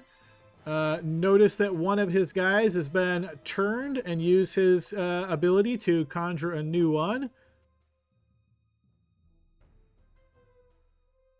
All right, he is going to appear there. He's going to then move back. And we got Barnaby's turn. All right, Adam, I am going to go ahead and, we're going to get some underground vines growing up from the rocks here. And I'm going to use Nature's Wrath. All right, strength saving throw, I believe. Yes. All right, looks like that'll hit all of them. Here comes 6 strength saves.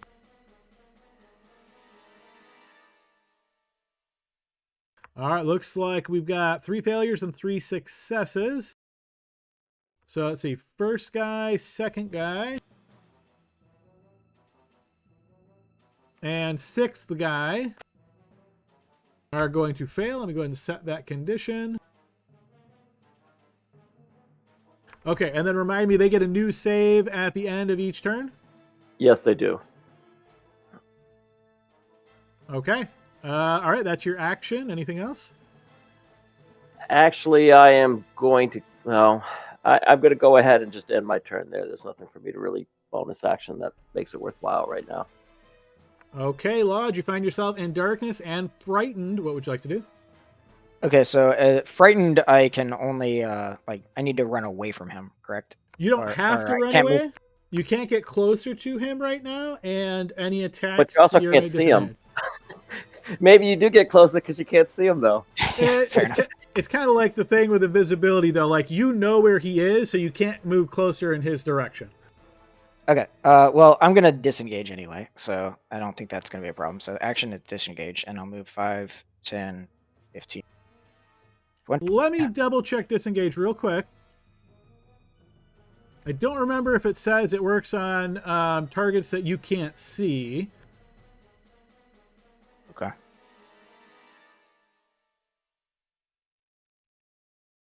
Man, I really wish they had built the Roll20 compendium better on this, because looking something up always takes forever.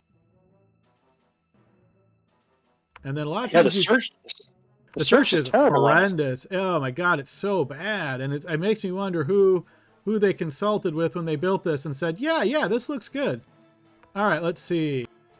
If you take the disengage, your movement doesn't. No, it doesn't say anything about having to see them, so you're good there, Lod. Okay, let me just double check how much movement that was. 5, 10, 15, 20. So 25 to there. And then I'm going to bonus action word on myself at the 2nd level.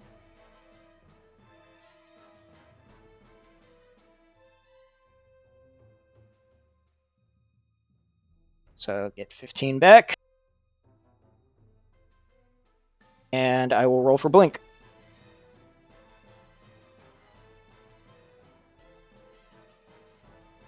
Hey! And I do turn invisible. First time it's ever worked. Yeah. And just to clarify, All not right. invisible. You're actually on another plane. I'm on a different plane. I can't be targeted by anything unless somebody else is on this plane. So yeah. Right. All right, and that ends my turn. So we're going to just, for now, we're going to give you the little purple dot of not here any longer. All right, this guy's turn. Oh, is there any kind of a check for the frightened condition at the end of my turn? There is not. Nope. Yeah, so he's going to move to here. And he's restrained. Oh, yeah, thanks. Good reminder. So he is restrained. He is going to attack Barnaby at disadvantage. 8. That is certainly going to miss. He's going to get a new save as he ends his turn on the vines. He is still restrained. The kobold's going to come over and say, yeah, you found it. It's right up there. Yep, good job. All right, back over to this guy. Not restrained, going to attack Archgale on the flank. And 16 is going to miss. Let me double check this ability really quick. Right, okay, that's how I thought it worked. All right, that is his turn. We move to Grim. Okay, 5, 10, 15, 20. Kyle, that is 25 because you're starting to climb. Athletics check. Yep, you easily pass that, so you can climb up the rest of the way. You've moved 20 feet so far. The next step will be also difficult terrain as you're still climbing, but then you'll be up top. Okay, so that would be in my movement. That's 30, yep. Adrenaline rush again. And I have an idea where he's at, and I have blind sight, Well, so we'll see. I'm going to say you don't have an idea where he's at, because remember, you were far away when this darkness came in. You didn't see where he was at, so you got to kind of play this a little bit. But yes, you have blind sight, so if you come within, I forget what your range of your blind sight is. It's 10 feet, so I'm just going to choose the middle of the box. I think that's fair. I see the darkness, and I'm like, oh, fuck, he's got to be somewhere in there. So I'll go 5, 10, 15. No, what do I see there? You don't see him. You said it's 10 feet away, so you see a boulder to your right, and that's it. All right, now you see a boulder to your north. Okay, well, I'll go there. You see a boulder to your northwest. And I'm assuming I can't go there. You cannot. So, yeah, here. So once you get there with a 10-foot blind sight, now you see around the boulder and you see where he's at. Okay. And I think that was 30. That looks correct, yep.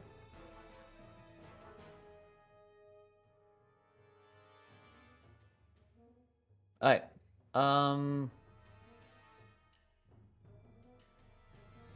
Action Dawn Shield.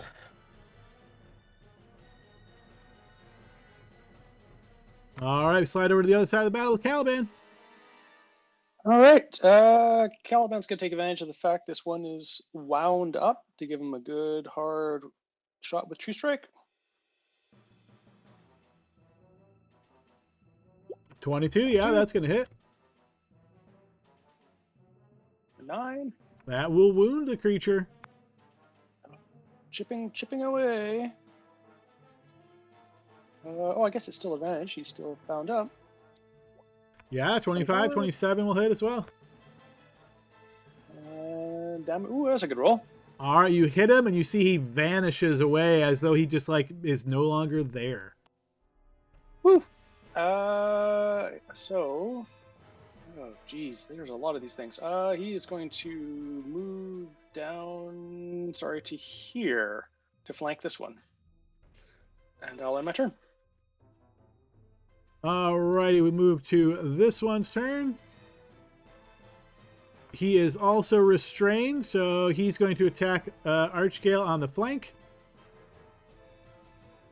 9 is not going to do it. He's going to make a new save on his restrained. 19, that's going to break him free of those vines. All right, this guy's turn. He's going to move. And then he's going to conjure the darkness. Those of you guys on the east side of the battlefield are going to be somewhat surprised as suddenly the 3 ones on the right vanish.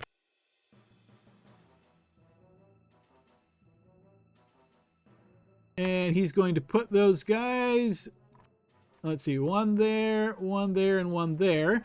As they reappear, I'm going to make a quick adjustment.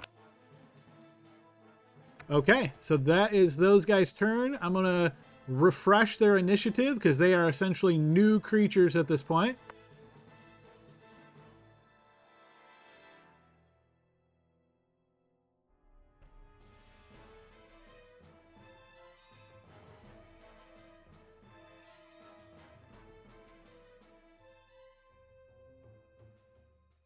I'm assuming none of this is concentration, right? Because usually summons are concentration, but it doesn't seem like this one is. Doesn't seem like it. Okay. I don't think anything's been hit either, so. Right, but it's just he's also got darkness going, which is also usually concentration, so. Yeah. All right, we move to this one's turn. He's currently flanking on Barnaby. He's going to attack Barnaby. That 8 is going to miss. Actually, that is going to be a fumble. Okay, Barnaby, if you choose to attack this target, you have advantage on your first attack roll against you next round. Okay, top of the round. We'll move over to the west side of the combat again. All right, this one is going to attack Glory. Glory, since you can't see your attacker, this attack's at advantage. So that is going to be a 16 against Glory's AC of 16. That is going to connect. It's going to be 11 slashing and a con save, Glory.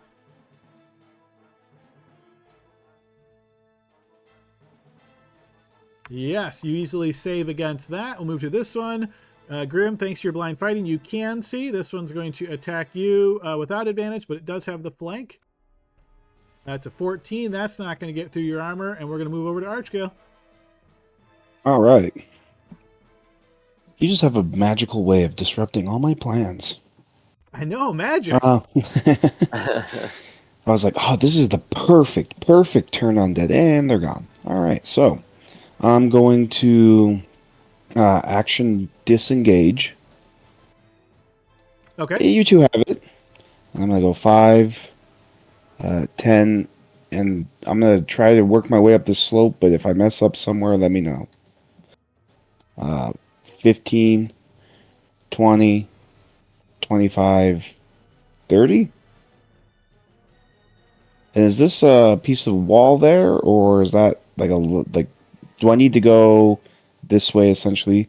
That is hanging high up in the air, so you could go under that. If for some reason you can't because of dynamic lighting, let me know. But yeah, that's like, it almost looks like a sharp talon coming out of the side of the rock wall. Gotcha. Okay, so I need to go around it. You can go under it. Yeah, you could go under it if you wish. Does that count? Well, I guess I'll figure that out on my turn. And then bonus action, healing word myself at the second level, and I end my turn. All right, over to Glory's turn. So I have an idea that there's one here, right? You do, yes. I will attack that one, and I will do it recklessly. Okay, so straight up attack. 22, yeah, that'll certainly hit.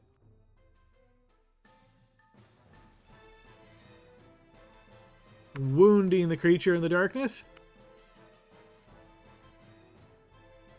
14's going to miss. I'm going to try to pulse strike. Yeah, 24, that'll connect. He was recklessly attacking, so that would be a 21. He's attacking a target he can't see. Oh, okay, sorry. Yeah. There I go, just talking again. I'll shut up now. No worries, no worries. That should be 3 with the... Or 4 with the rage. All right, I've taken 4 off of that creature. Alrighty, up here, slipping around this edge is this creature, Archgale. He is going to conjure up some darkness. And that is going to place you in the darkness. Going to put it like that, and then he's going to attack you, Archgale. So that's going to be a 13. That is going to miss. 12 is going to miss as well. Okay, move to Barnaby's turn. All right, Adam. So is he on the ground, I'm assuming? Is who on the ground? The one attacking Archgale? You saw him walking on the ground? Yes, and then you see darkness and you don't see him any longer. I do, though. So I'm going to go ahead and Misty Step. This is super magical. No, I'm kidding. Yeah, you see him. Well, my incantation was a super. So.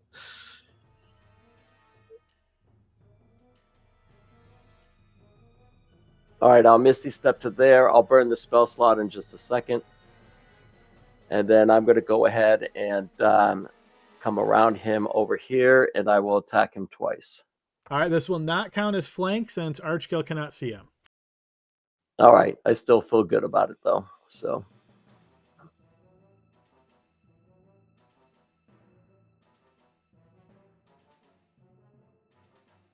Sorry, wrong page. So that's going to be a 12. That's going to miss. 17 will connect. All right, you If it poke him. matters, it's all radiant, but I don't know if it matters. So You notice he seems particularly susceptible to this damage. nice. Well, I can't. I can't smite him right now, so that'll end my turn. All right, Laud, you pop back in within 10 feet of where you were. Where would you like to pop back? Exactly where I left. So I'll keep my same position. Okay.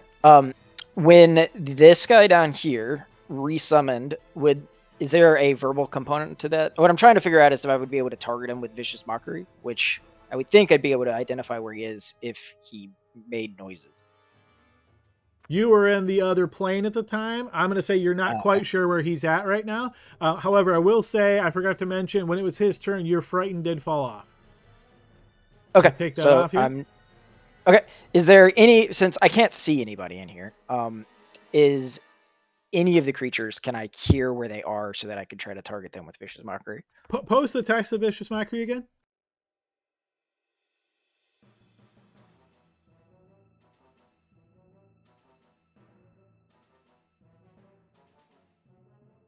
It says see or hear within range. So there's like I don't have to be able to see them. I just have to be able to hear them to be able to cast Sure. them. So I'd say you can hear the two closest ones and tell them apart as two separate creatures. Sure. Okay. Should I just roll a D2 then for left and right? Because I don't know. Like I wouldn't know. I'll say you can clearly distinguish those two, but I don't think you can hear further away than that. Okay, I'll just go after this guy then. I just want to, like, you know, if I would be able to, like, target the one that's more injured kind of a thing. I don't know if I could do that, but sure, I'll go after this guy. Yeah, it's a little wonky, but we'll give it to you. All right, that is a wisdom save. Yeah, he's going to be affected by that, so 10 points of psychic. Okay, and then he'll have disadvantage on his next attack. Yes, we'll go and give him a down arrow for that.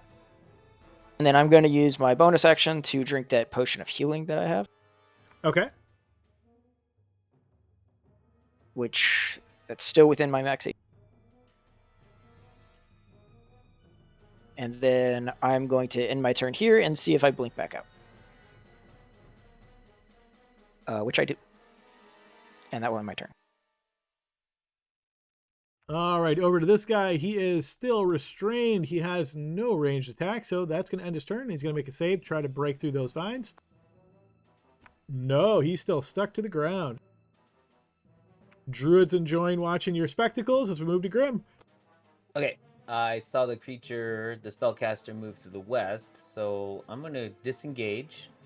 Okay. And move 5, 10. Do I see him? Yes. Okay. 15, 20, 25 to there.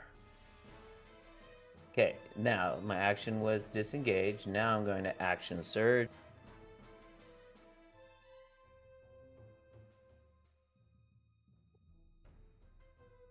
Checked off. And I would like to attack this guy with my fiery Shamshir. Sure, make your attack. Yeah, 21's going to hit. Okay, now question after this hit. I can shield bash, and I can use a weapon mastery. So my question is, can I push him 10 feet with my weapon mastery and have him prone if he fails 10 feet? No. So you're saying you're trying to combine Shield Master. So you have to pick one, right? So what are you doing in the first attack, right? And so if you use the weapon mastery of push, that would push him 10 feet away, and then he wouldn't qualify for Shield Master. Okay. Then I will do damage here, and I'll ask for a saving throw here. Let's do.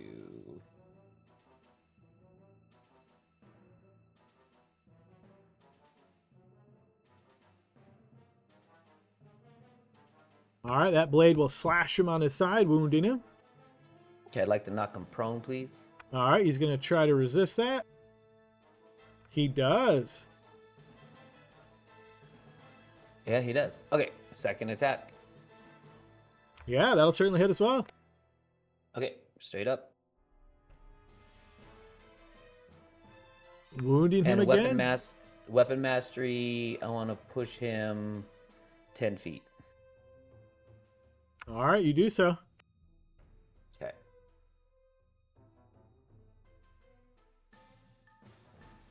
That looks like 30 feet of movement too. 5, 10, 15, 20. Oh, 25 feet of movement. I'm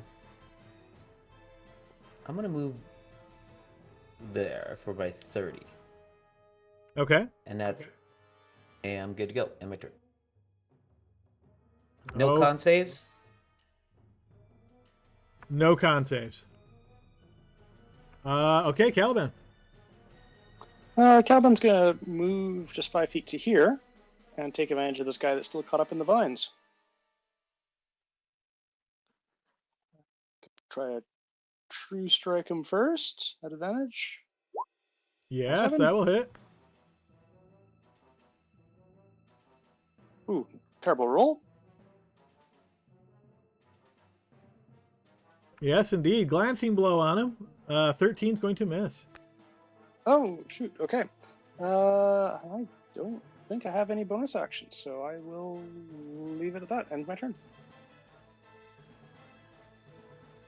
Alrighty, back on the other side. This one is attacking Glory at advantage. 20 is going to connect on Glory. That's going to be 5 slashing and another con save.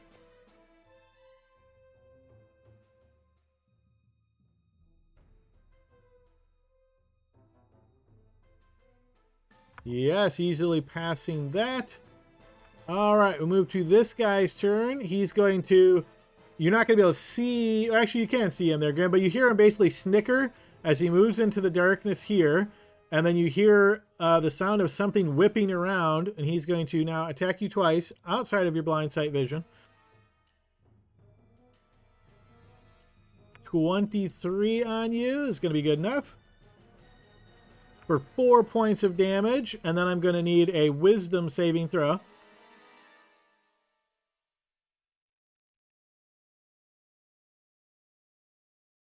All right, that's a failure. I'll use my inspiration. All right, go ahead and burn that. That is still a failure. You are frightened. This guy is so strong. He then attacks you a second time. 19 does not connect. All right, we'll move over to this one's turn. You can't really, I'm not going to say that's a passable spot, so he's just going to attack you from there, Caliban.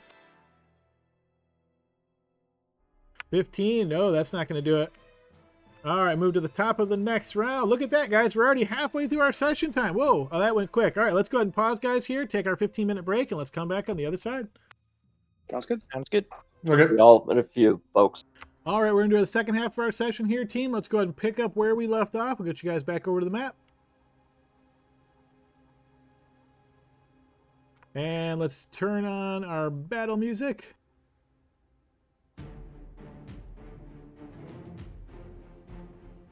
All right, and with that, we are at the top of the round with this opponent here. Let's see, he has a down arrow that was from Vicious Mockery, so disadvantage. He's attacking Glory, that's from the darkness. That's going to flatten out to an even attack. 21, that's going to connect on Glory. That's going to be 5 points of slashing and a con save, Glory. Even if I passed it before? For Yes. This guy? Yep, yeah, this is the paralysis. Every time it hits, it has a chance. 20, that is going to be good enough. All right, I was just double checking because based on your high rolls, I'm like, can you even fail this? But no, you've just been rolling amazingly well. So yeah, good job on that. No additional effect. We'll move down to this guy. He's going to make his way down to attack Grim. Grim, you can see him, so straight up. 14, that is not going to do it. It's going to be a miss as we move over to Archgale. Okay. Let me just verify something.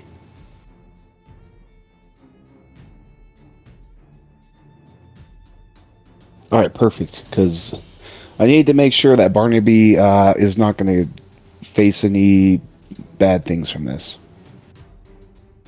I'm Don't going worry, I to. always go high anyway on my saves. You know. Oh yeah, yeah. I'm going to remove the locket, the holy robes of Sister Adeline, and activate the radiant burst. Reading that, it says you used your action. Any magical darkness within 30 feet of you is dispelled, and each undead creature within 15 feet must make a DC 15 con save. All right, he is not undead, so he won't be affected by that, but the darkness will indeed go away. Oh well, that okay, awesome. Okay, I'm gonna use my bonus action, durable, and end my turn. All right, we move over to Glory. I'm going to attack this one recklessly. Okay, so that'll be flat. Yeah, 28 certainly hit. All right, and upon being struck, he vanishes.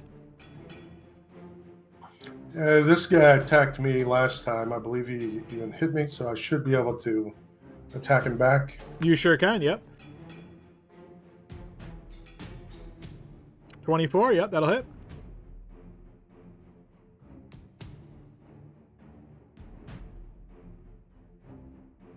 That will wound him as you swing out into the darkness. And pole strike. Yes, third time that will also hit. All right, you buttress him there, wounding him again. All right, we move over to here to this guy. No longer benefiting from his darkness. He definitely does not like that. All right, what he is going to do is use his summoning magic once again. Caliban, the two opponents by you are going to vanish.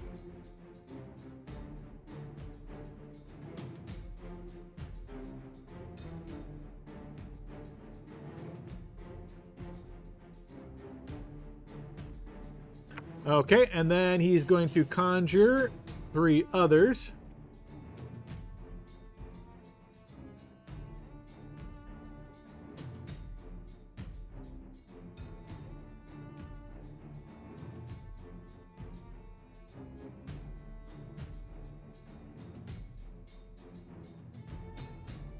All right, that is going to be his action.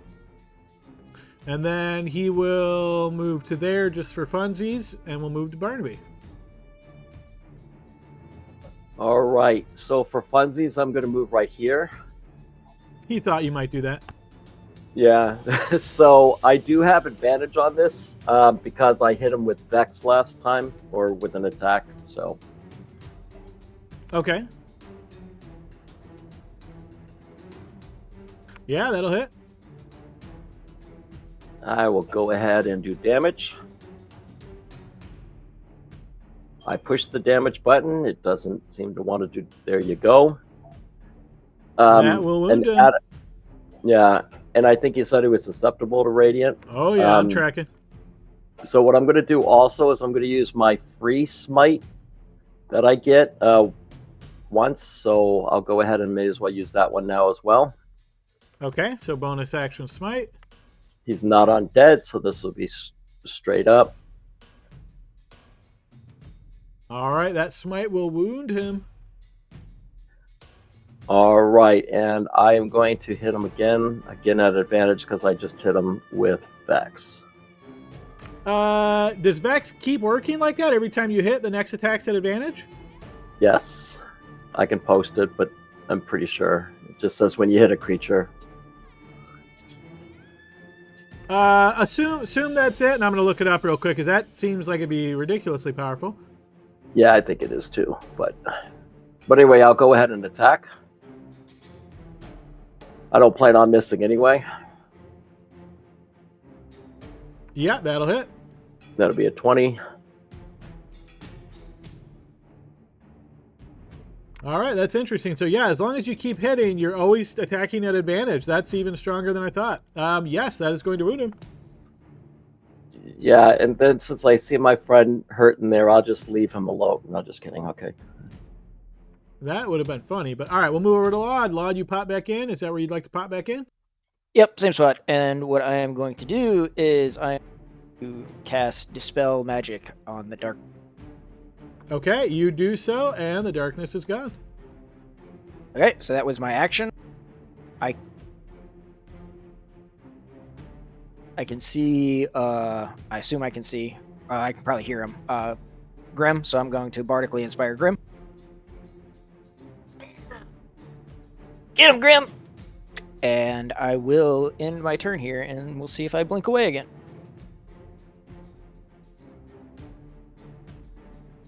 Which I do. Nice, 3 And that blinks will in end a my row. turn. All right, move over to this guy here. Okay, he is going to attack Archgale. Yep, we're about that time of the night where everything's going to start crashing on Roll20. Might need a refresh, but let's see how long it goes. He is going to critically hit Archgale. All right, and let's see. This is slashing damage. Here comes a slashing crit. Lacerated, maximum damage, and then roll damage dice and creatures bleeding. Ooh, that's a big bleed, too.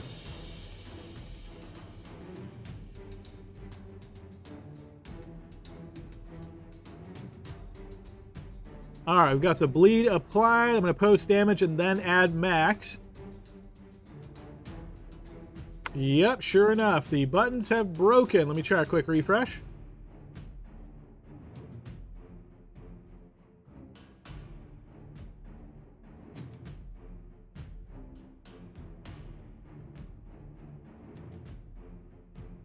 Should probably just build it into my regular practice now that every hour do a refresh. Let's see if that fixed it. Okay, so that was... It did. Okay. All right, so that's going to be the base damage, and then his max is 12, so we're going to add that. So that's going to be 21 slashing to Archgale. And then con save Archgale. Yes, Archgale, you will pass that save, so no additional ill effects there. That guy has been dispelled, so we move down to the Bat Lady. She's kind of just hanging out. All right, Grim, you are still frightened, but it is your turn. I can't move closer to the guy scaring me. If that was a question, yes. I want to kill you so bad, but I'm afraid of you, but not this guy next to me. 23 will connect. I see what you did there. Okay. Had to emphasize the 23 frightened effect. All right, he is wounded as you slash him. Couple more for fire. Okay, shield bash, please. Yes, indeed. He is knocked prone. All right, with advantage. Well, straight up now. Straight up, yep. 13 will miss. You are inspired. I am inspired. I'm gonna roll the 8. It's a D10. 16's good. And roll 10. Maybe you'll get something worse. No, okay, that'll work. You have it. Thank you. Here we go. Fuck. Stop it. Just roll damage, dude. Just figure it out. There. All right, 11 more damage as the Shamshir slices down into the undead creature.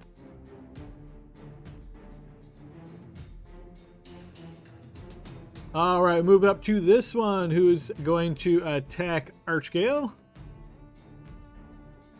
15, that is not going to be enough. Move to Caliban.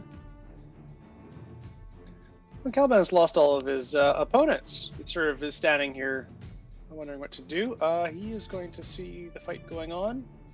Try to do a big jump to here for 10 feet. Go to 15, 20 to here and attack the wizardy looking guy. All right, Barnaby. Sure, make a swing on Barnaby. Whoa. All right, yeah, obviously you're going for the Darrow here. 18, yeah, that's good enough. Woo. All right, that is radiant damage. That is going to deal 32 points of damage, which is going to kill him, and immediately all his minions vanish. Nice, good job. Just Oh, man, save good my roll. bacon. Yeah, we'll rush over to Archgale and start to try to do some medic work to staunch those wounds. Unfortunately, you can't do that yet because that requires an action. You've already attacked with your action, so you'll have to wait until next turn. That's fair. My turn. All right, move back over to this guy. No more darkness, so he's going to be attacking Glory straight up. Oh, actually, no. Glory, you reckless attack, so this is still at advantage. 8? No, that's not going to do it. All right, move to this guy's turn. Yeah, he is good. He doesn't like Grim, so he wants to get away from Grim. So he's going to make his way up here, and he's going to attack you twice, Glory, at advantage.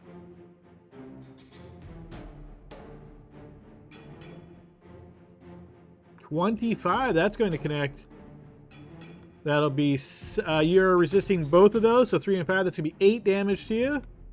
Second attack also hits. And that's going to be another 3 and 4, another 7 damage to you. And then I'll need 2 wisdom saving throws here, Glory. You succeed on the first one.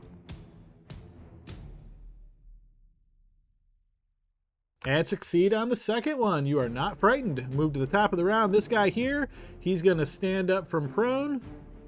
And then he's going to attack Grim. Grim, you're no longer frightened. Oh, sweet. Took that off you. All right, here comes that attack.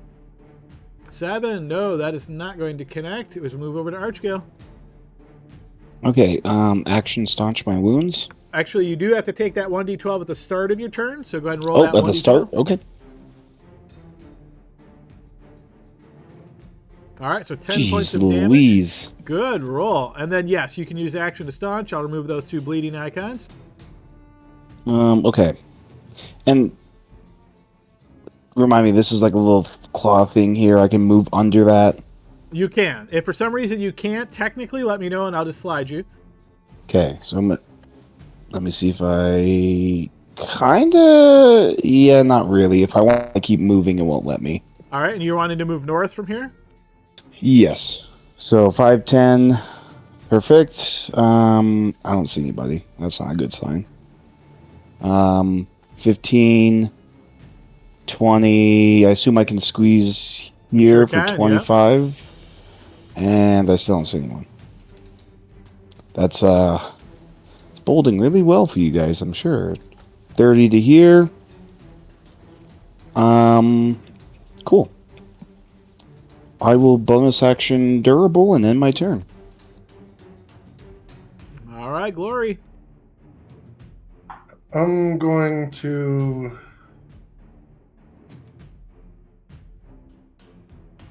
bonus action Zealous Presence to give everybody within 60 feet of me advantage on attacks and saves Okay. till the start of my next turn. And then I'm going to attack this Darrow guy. All right.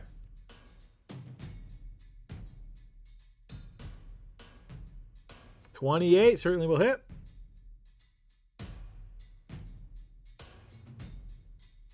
All right, now only the... Okay, I see it posted. So the second part's radiant, the first part's slashing. Okay. That is going to wound him. 23 will certainly hit. And this is all slashing. Okay, that will wound him. Correct. Yep. And then that's my turn. All right, that guy has since been slain, so we move to Barnaby. Okay, I'm gonna run and then action dash. Okay.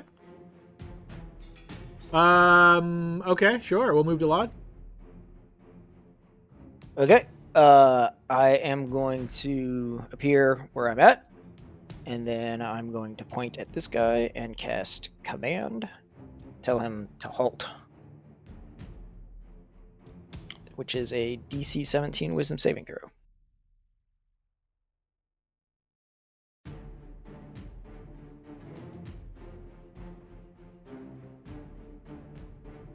Okay, he is going to fail that save. On his turn, it doesn't move and takes no action or bonus action. All right. And that's everything I'm going to do, and we'll see if I blink away again.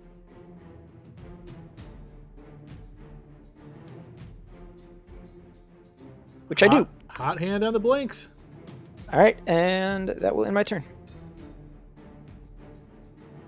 All right, she is just fine with what you guys are doing. We'll move to Grim.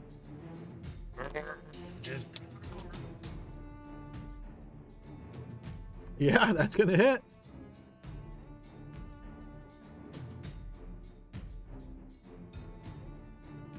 All right, true crit.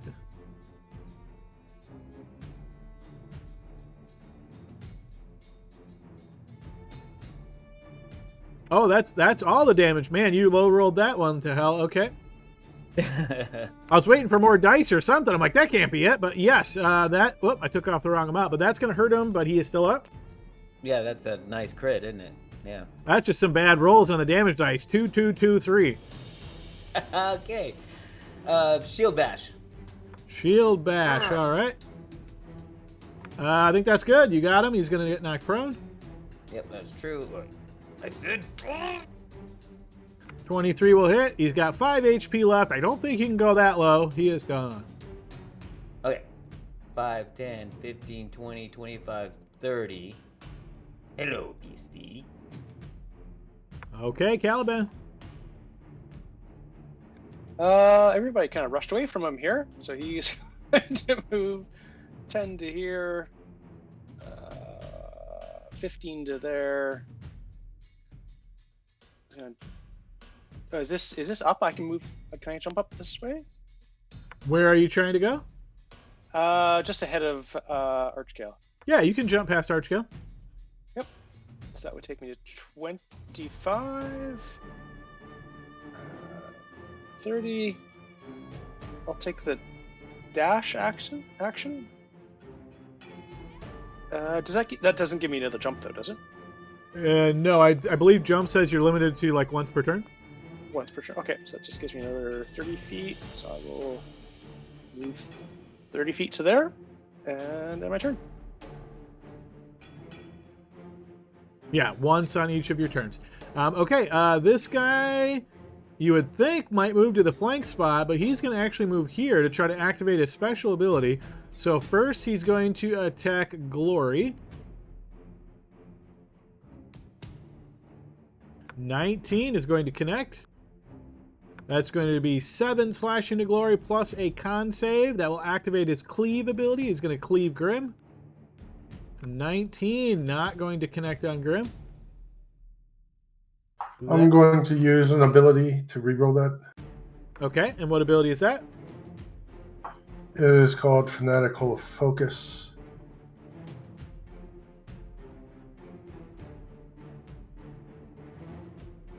So 26 plus 3. Why? Oh, because your other ability gave you this advantage. Okay, yep, that 29, Yep. believe it or not, is good enough. Okay, this guy's going to halt. The halt ends. He loses his turn, but he's no longer halted. That guy is dead. Archgale. Okay, I guess I'm gonna keep moving. Let's see where I can go to see somebody. Let's go 5, 10, 15, 20. I assume that's a legal move there? Sure. Okay. And I see my target. Alright, let me see how far away he is. Alright, 40 feet. Wow, nobody looks dead either. That's pretty good. Why? Were you thinking this battle was hard? I think I've thought that since day one. Okay. He is within range, so I'm going to Sacred Flame the main guy. All this right, one you right here. Sacred Flame the Darrow. He's definitely going to fail that. Okay, Sacred Flame incoming. All right, the radiant damage wounds him massively.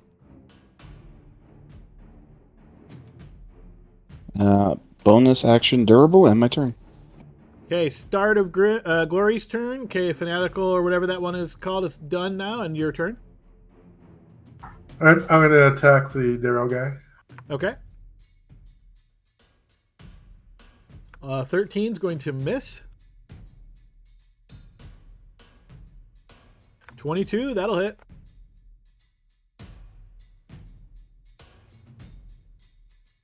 Yes, that will wound him. And Pole Strike. Doesn't 12 do will it. miss. All right, Barnaby. Hey, Adam, hearing all kind of noises clinking and clanking up there. Is there anything to the west that I can see that looks like it's Misty Step eligible? No. All right. So I'm going to go ahead and run down here. How do they get up? Oh, hey, little one. It's over that way. West. Okay, I'm going to dash.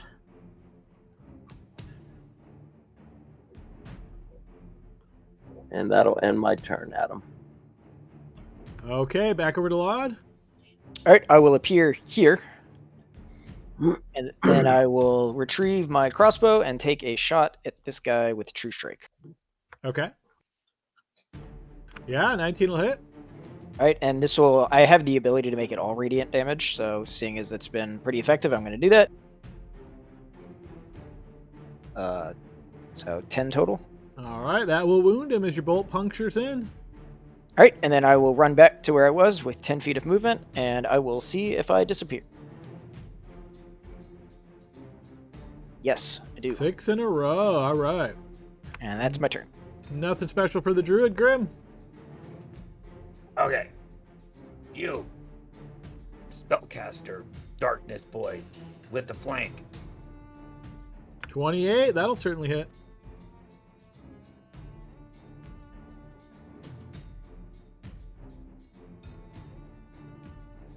Sham sheer wounds and burns him. Now kneel and bash him to the ground. Yeah, that seems to do the trick. Here we go.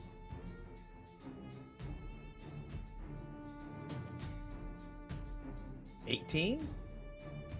Oh, sorry, I missed that one. Yes, 18 will certainly hit. Woof. Okay, here we go. Die now. Wounding him again. Oh my god. Alright, Gloria. Caliban, this one that's on the ground. All right, Caliban. All right, I killed the last one. Do I get 2 kills tonight? That'd be amazing.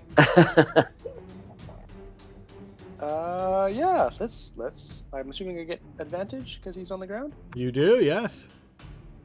Oh, here we go. 23 will hit. Let's see if you can do less than 6 damage. No, you can't. He is dead, destroyed, and the minion goes away with him. Got them both. All right, we are effectively out of combat, folks. I'll pop back into this plane. What was that? Who are these things? I don't know. I'm gonna search their pocket to see what they were because they weren't undead. So looking at these creatures, you notice they look a little bit, I stretch a little bit, similar to your friend Barnaby. But what type of creatures are these exactly? Well, if somebody would like to make a history check, you could do so to see if you recognize their features. I'm proficient in it, but not by much. I don't really remember very much, so you can go ahead. Okay, sounds good.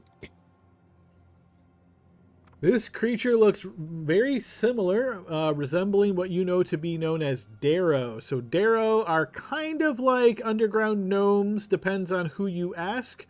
They are known as a species to be insane. Just all of them have some kind of insanity to them.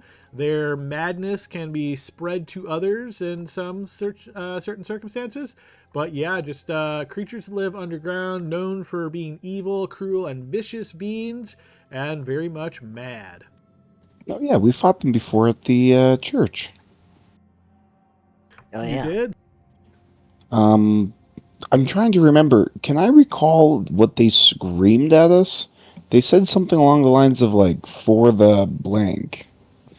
Ooh, if nobody else can recall, throw me an I intelligence. thought you can't trade with the blank or something like that. So we were not worthy of something. Oh, very close. If somebody wants to do an intelligence memory check here, just an intelligence check, I can maybe fill in some gaps. I don't remember very good. I can try.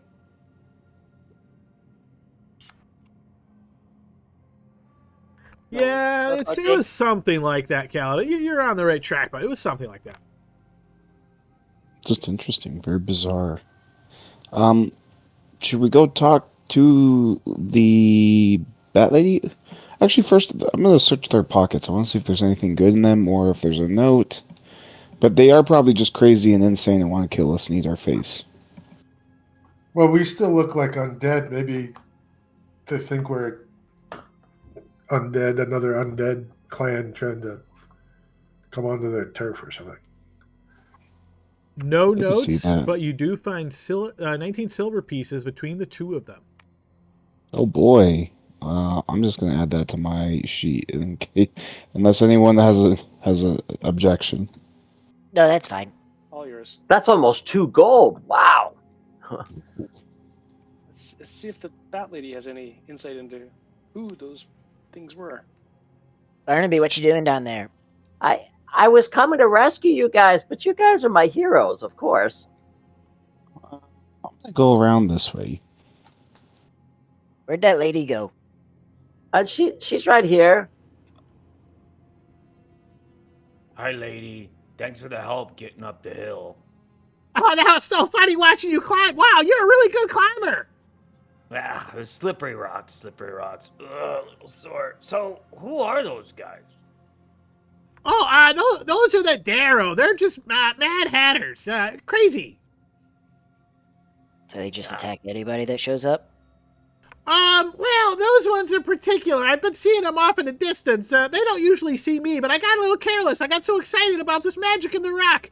But they're kind of crazy, and they think that anybody that plays with bats like I do is somehow disrespecting one of their demon lord things. I don't know. Then why did they attack us? Actually, I think they were going to attack me, but then when they shouted and you started moving, they probably thought you were protecting me. But thanks for that, by the way. What's That's this exactly magic what in the rock? happened.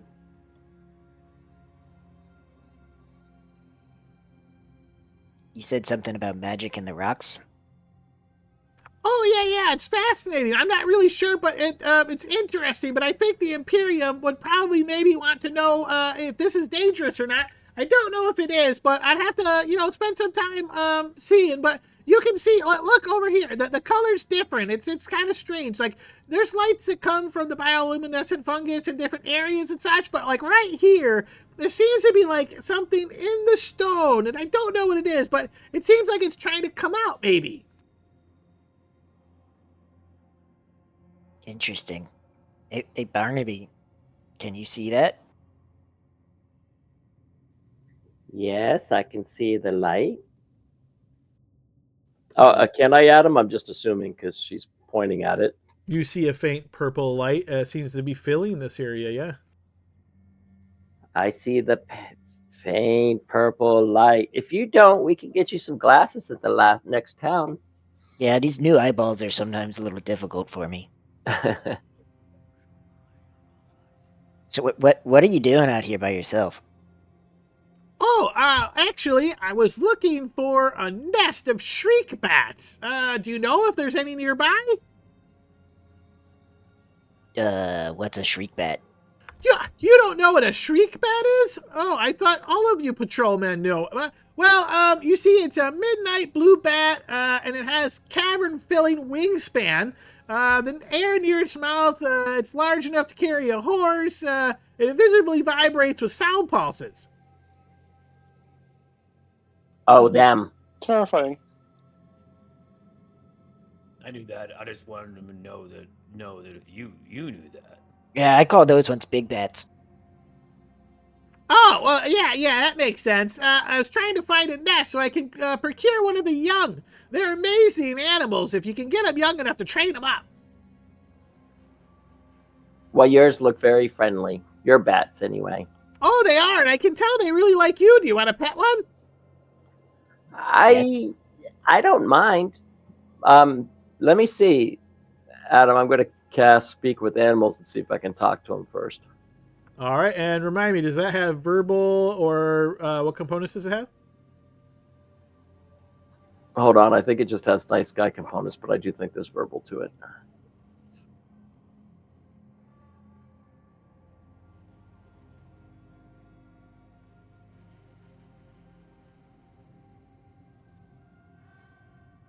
Verbal and somatic. All right, so you start motioning with your hands, and you see she kind of like narrows an eye and then raises the other eye, and then she looks at you guys and she says, "You guys are really interesting patrol.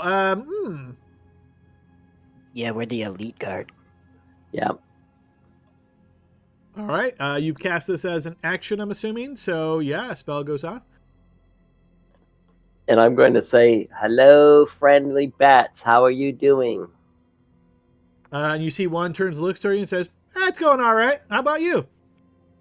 Doing okay. She wants to. Your friend here wants to know if I should pet you, but I wanted to ask your permission first. Oh, that's so kind. Most people don't even bother. But yeah, we're friendly. We like to be pet. Not him over there. That's Marv. Marv bites. Don't pet Marv. But yeah, go ahead. Right here on the wing. All right, I'll go ahead and pet him and scratch him behind the ears. Oh, right. That spot right there. Oh, yeah. You do have very friendly. I mean, Marv has an attitude, but the rest of them seem to be very happy with you, and they say that you are a very nice mama for them. She grins. Yeah, that's why I keep Marv back here. He's a little trickster. I just like nip you sometimes.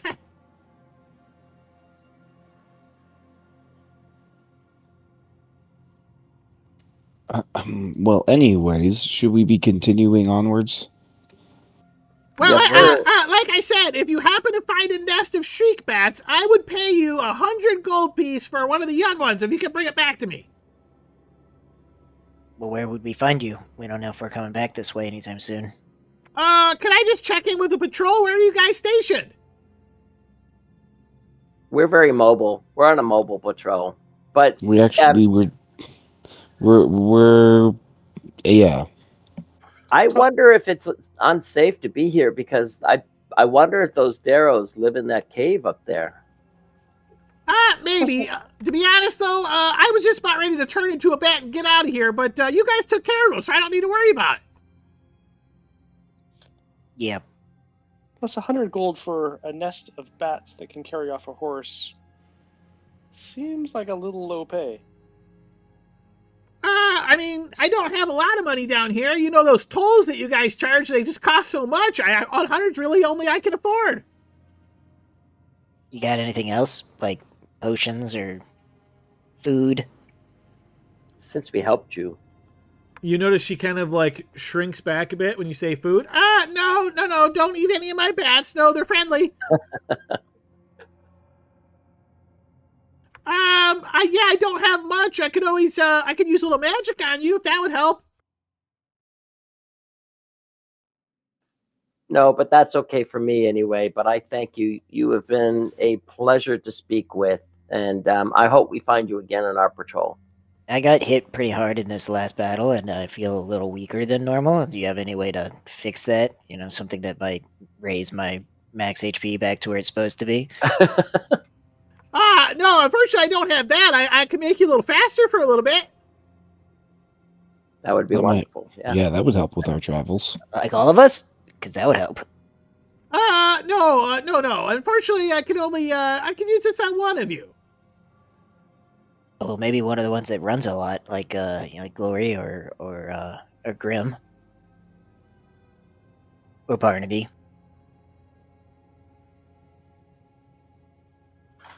Grim, you like to climb walls. Maybe you I like can to use move it. fast. Yeah, Grim always does. Plus, he just always seems to dash.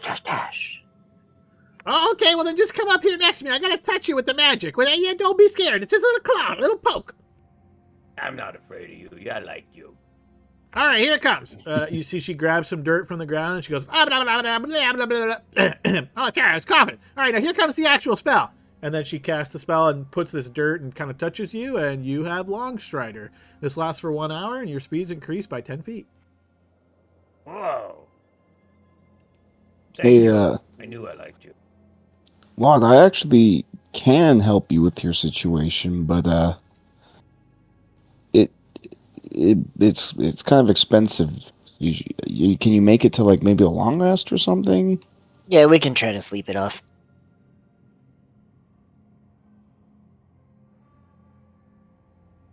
Okay then. Well, we're gonna get going, but I guess have you seen anything else around here? Like anything that we need to be on the lookout? Anything unusual? No, of course. If I saw anything like that, I'd report it right away. Okay then.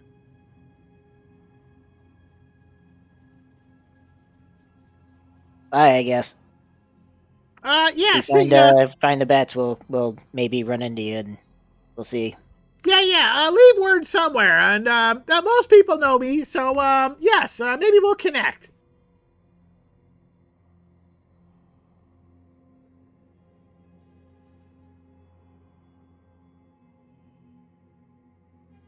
Very nice to meet you. Enjoy. She gives you a toothy grin. Wait, one more thing. What's in that tunnel? I don't know, but you can see how the ridge has that same, like, purplish hue. I think this stone's all been affected by whatever this magic is. I gotta study it for a bit and try to figure it out. So this purple glow is not... I mean, I've never seen it either. So you think it's from another spellcaster in the area? Maybe. I don't know. It's strange, right? Maybe if I put my noggin to it, I can figure it out. It just seems just different. I don't know. But it seems to me like it's coming from underneath and trying to come out, as it were. But I don't know. How long will it take you to study it? Maybe we could, take a quick breather while you do, and if we know what it is before we head out. Hard to say. I don't know. It's gonna take time. I'm gonna have to try some different things to see how far it stretches, get an idea of the radius, try to, just lots of stuff. I would say we have other things to worry about. Okay, I was just wondering if we wanted to take a quick breather before we keep going. Well, we're almost there, right? We can see it off in the distance, or the settlement. Okay. Well, where are you heading? If you're lost, I might be able to point the direction. Sure. Where are you going?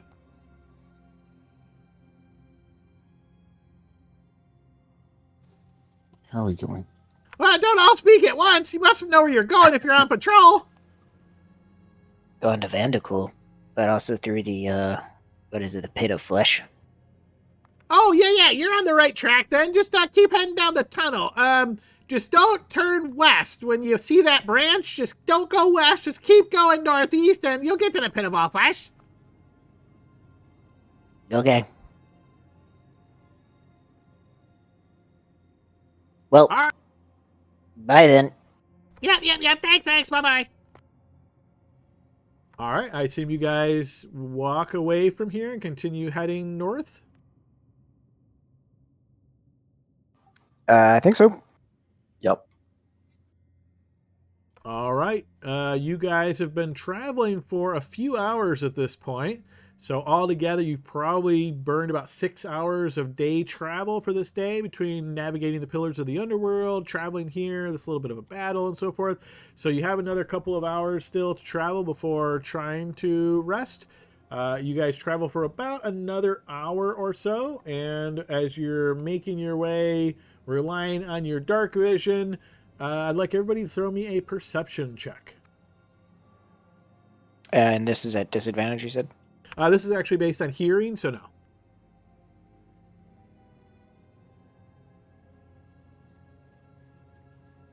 Wow. A +9, and I have a 12. So everybody that Yeah, got it's always crazy how that happens.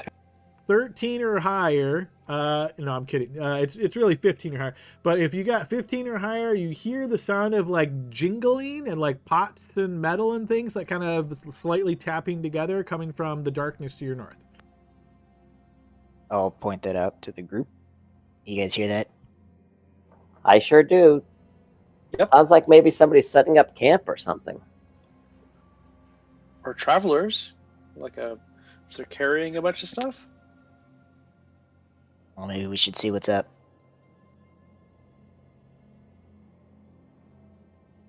Let's All right. approach quietly.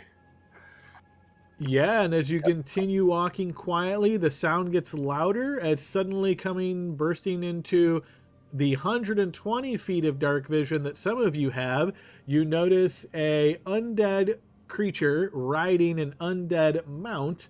And you see she kind of bursts into view, doesn't really see you much, and continues moving ahead. Are you guys reacting in any way quickly before she gets within her ability to see you?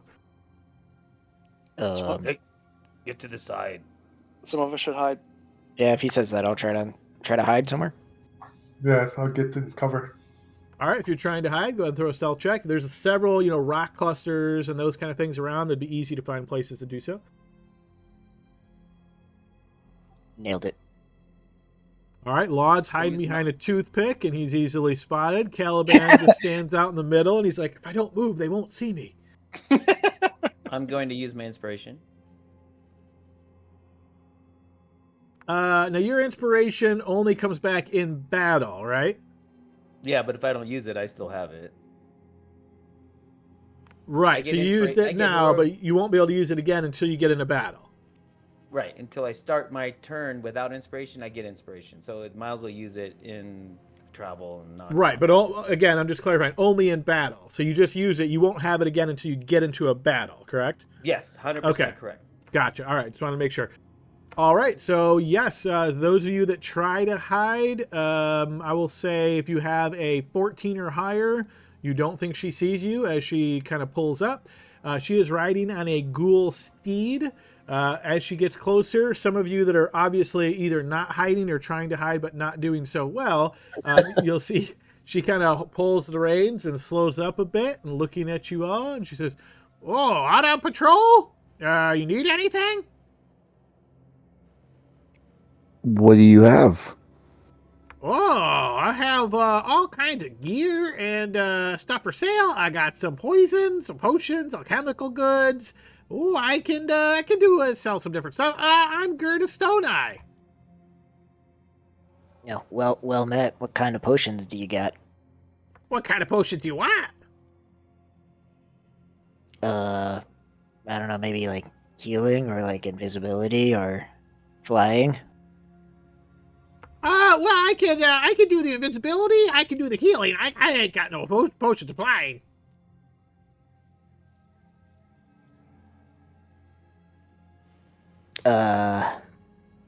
Okay, well, what kind of potions of healing do you got? The kind that heal you, of course.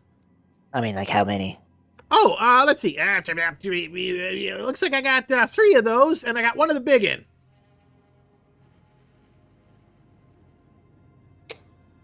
What do you guys think? How many of those should we get? We just used 2 of them, the ones that we bought.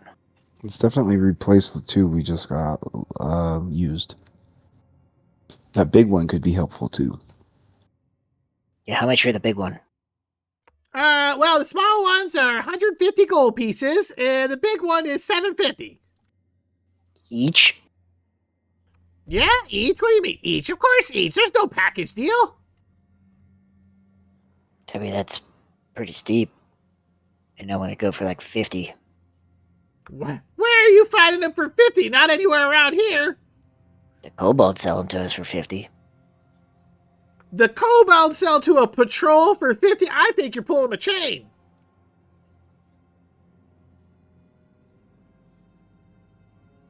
Well, I tell you what. You got any food to trade? Maybe give you a deal. You got any, fingers, toes, anything like that?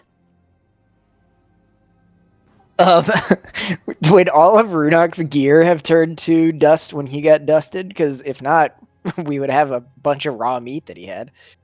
think No, that's- I think it would just turn his body to dust. So assuming you guys actually took that stuff, I think we said at the time though, only pertinent things, right? Like the whatever magic items and stuff. So yeah, I would say it's regular stuff you don't have. Okay. I don't think I have any like things that would classify as raw meat. Are you saying that to her? No, I'm just saying like I don't Musing have out it. loud. Gotcha. I have a request. It's very dangerous. We've heard be a very effective weapon if thrown. But have you ever had any holy water? I know it's incredibly dangerous, but maybe it's something you'd have as a grenade. You see, she narrows her eyes as she looks at you, and she says, "You're not part of that rebellion, are you?" Rebellion? Of course not. They're bastards. I'm just wondering why you be wanting holy water. Well, we were just attacked by some lunatics down here that maybe were part of the rebellion. And holy water would have helped you? Well, wouldn't it be effective on them just as much as us? Exactly. Who's them? The rebellion. Well, I don't carry that. It's suspicious you'd even ask. But no, of course I don't carry any of that. It's dangerous stuff. Of course. Thought maybe. Very effective. Very dangerous. She narrows her one good eye. She's looking at you very inquisitively. I have a quick question because this is new on my character sheet. Brian, did you add a reliquary to my sheet? Likely yes. It says reliquary worth 500 gold pieces. Is that something we could trade for? That's what we bought. No, you need it for one of your spells, dude. You Oh, wanna I do? the summoning spell or one of those spells in your spell sheet, and we bought it last when we were in town. Oh, okay. Thank you. Thank you. She'll give you 5 gold for it. Wow. No, thank you. It's like that day one Zobek guy that swindled us for whatever fake magic item it was. Oh, that was back in the... Yeah, I remember that. Actually, wait a second. Do I still have that? I think you guys bartered that some other place. Yeah, it was rumored to be like a lost artifact of someone very important, and then you It was the realized pinky it wasn't. of Sister Adeline. And, Yeah, there you go. Yeah. Finger bone, yep. But I think we did get rid of it. Dang it. Nope, I don't have anything worth trading then. Yeah, maybe next time.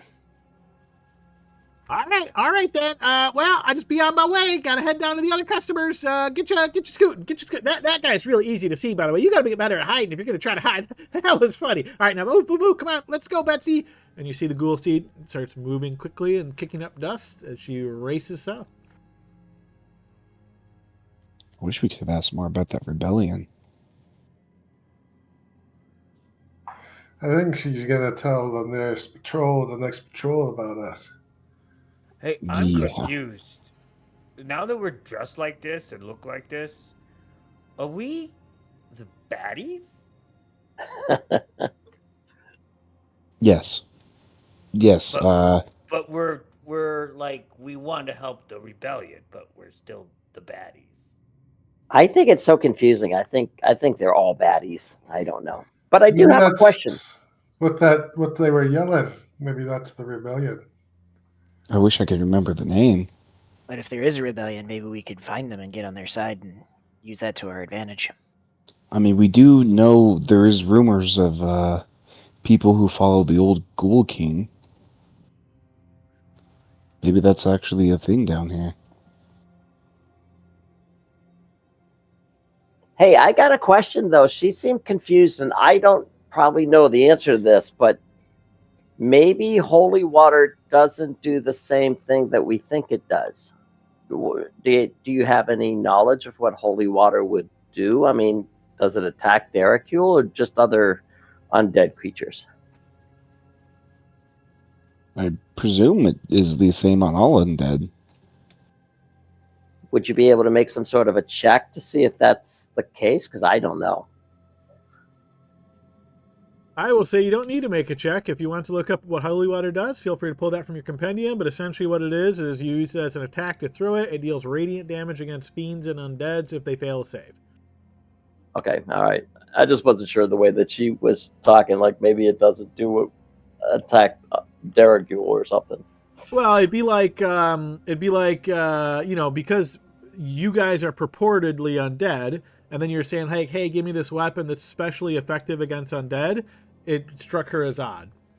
Oh yeah, I see where it's going. I just wanted to make sure that it wasn't something we weren't originally thinking, though. Gotcha.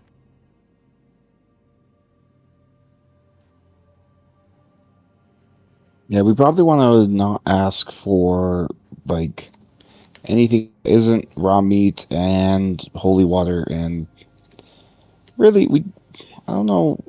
We gotta be careful with our questions. Yeah, that's bad. My bad. Yeah, she had all the potions and thought maybe they use it as a weapon against each other if they're fighting a rebellion. Well, how would they even make it? Well, I don't think they could make it. Well, that's true.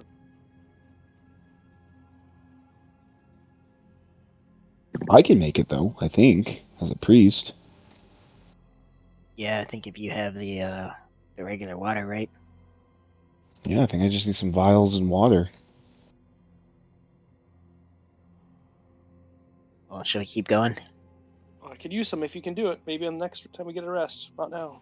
Yeah.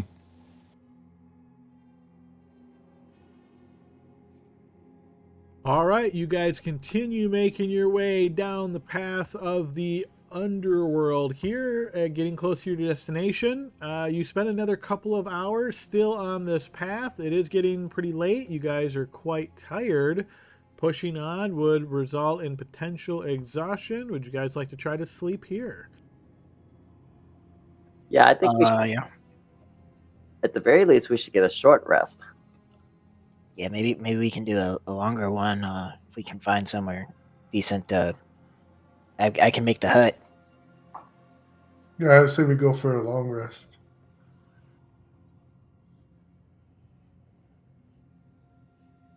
All right, you're in a fairly narrow tunnel. Think of this as like maybe 30 feet wide, give or take, as the terrain adjusts moving through this cavern. You guys can certainly move off to sort of the side, as it were, conjure up the hut, and try to sleep there. It's gonna be our best bet. Yeah, probably. Because I think it'll look suspicious if anyone walks up on us and just sees a bunch of ghouls sleeping. Yep. Fair enough. Wait, you're saying I can't sleep now? Ghouls don't sleep. But I'm not a ghoul. I can sleep though, right? That's what I'm saying. Yes, correct. Okay. Oh, grim.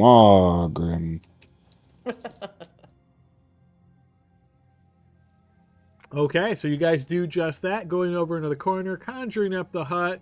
You are magically protected inside. You guys try to sleep throughout the night, which you're able to do so. There is nothing crazy that happens. Even if you post watches here, if you see anything, it might be like small bugs or like beetles, that kind of things moving by occasionally. You hear sounds that are certainly odd here and there, but nothing that tries to get to your hut or anything like that. You guys can go ahead and apply a long rest as you wake up in the morning. For ease of use, I'm going to assume the effects of the book have worn off at this point, and you are looking like yourself. If you want to reapply those just before the hut falls, you could do that, or you don't have to. Your choice. Yes, I would like to reapply them. All right, so we'll assume you do that ritual just before the hut's going to fall, maybe 20 minutes early. You do this once again. Everybody gains the same benefits from the book.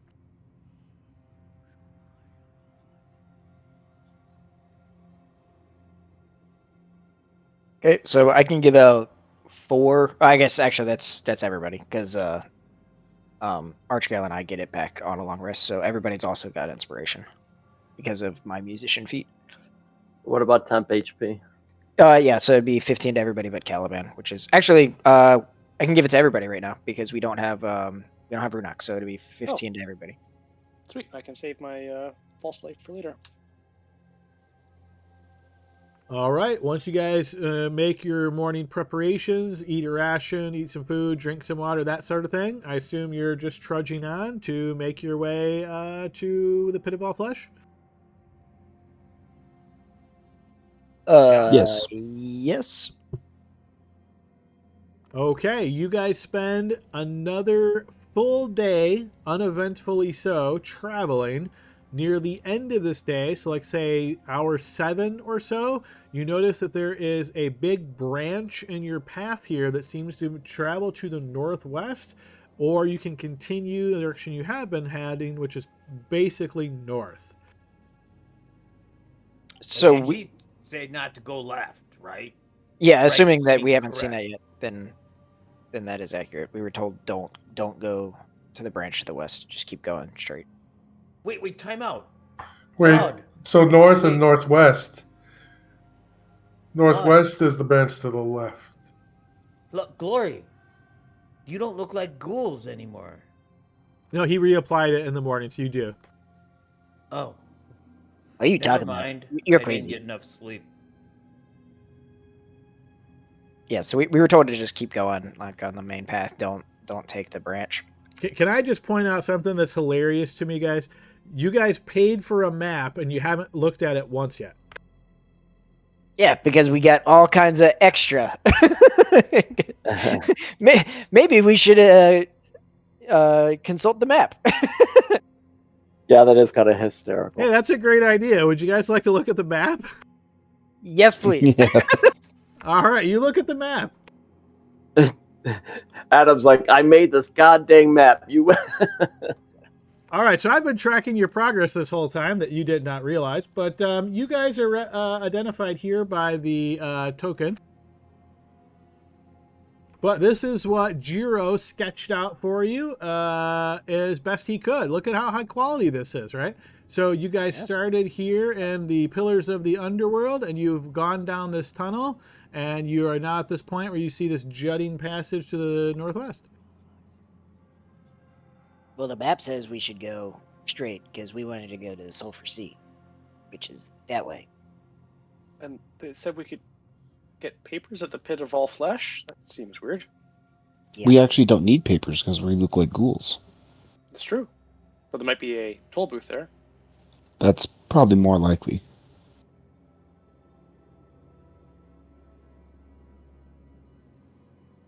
Yeah, so we should go this way. To the right. All right, so you guys sleep another night using the hut, repeating the same process. If for some reason you're not full, you could take another long rest, but then you continue traveling this your way to make your way into the Pit of All Flesh. It takes you probably another couple hours to get there. Let me go ahead and reveal that section. All right, you have found yourself in the Pit of All Flesh. Have you find yourself entering there? I'm going to go ahead and change maps. The little guy was quite the artist. All right, so as you're making your way down to the Pit of All Flesh, you come up from this side. You notice yourself getting into more of like a civilized, I say that in quotes, kind of area. And you notice some ghouls, imperial ghouls, spot you as you're approaching. And you notice the first one kind of puts his hand up and calls you to a halt and says, "Where are you going?" Vandecool. He nods. "Okay, pass by. Nothing you have with you, right?"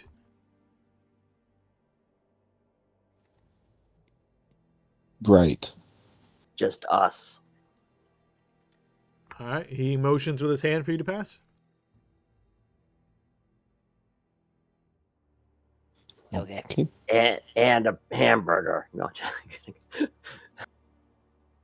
I presume he doesn't want us to walk through him, so I'm going to go over here. All right, you're stepping down these green tiled paths, and to your west there looks like some kind of stable. You notice a variety of exotic creatures as you're passing by. I am stuck in the wall. You are indeed. Let me scoot you. Oh yeah, side note about this map too. I don't know who drew this map. The way it is designed is very wonky to me. What I mean by that is some of the rooms are only half rooms. I assume the other half of the room is just not important. So we're going to use our imagination where we have to here.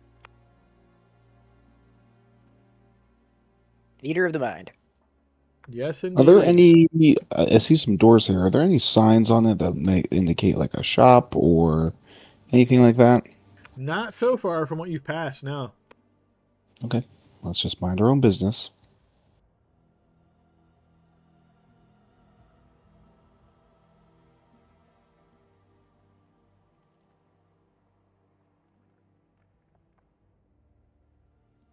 All right, you push up into this area, noticing this large center square. There seems to be a fountain of some kind, and even from this distance, you can notice this like greenish haze seems to be pulling off of the fountain. The two ghoul steeds that are nearby it seem to have their heads down and are tearing into things there and lapping stuff up.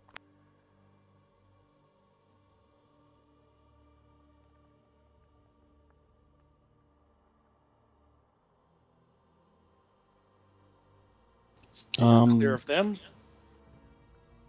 Does this pathway to the left go anywhere, or does it just seem like it goes deeper into this settlement? It seems like it's exiting the settlement after a period of time, maybe 100 feet to the west. Well, We need to keep going north, so I think we go this way. okay.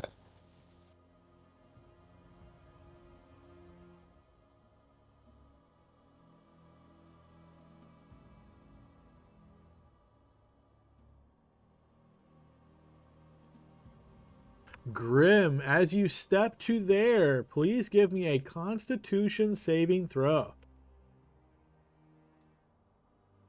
All right, you start choking at the fumes emitted from the fountain, which is very much not ghoul-like. You're going to notice the ghoul closest to you turns and looks your direction, and he's going to step up closer to you, and he's going to attempt to inspect or investigate you to see if he can determine what is going on here. Yeah, Archgale, your hand's up. Really quickly, something that is actually specifically noted from the Book of the Hungering Dead is it says you are immune to the stench. You have advantage on saving throws against non-magical toxic gases or other odors, etc. So I just wanted to throw that out there, even though he raised his hand or he rolled it. Let me double check. I don't think that's going to prevent this, but I guess I should have said that earlier as well, but I just want to throw it out there as well that we do get advantage on that. Odors specific stuff. And Adam, I don't know if it would have mattered if a +5 would have helped, even though you rolled pretty high already. yeah, so to clarify, he did not fail his save, but this is an effect that causes the poisoned condition. So it's not a toxic gas. It's not. I would say this doesn't qualify for it.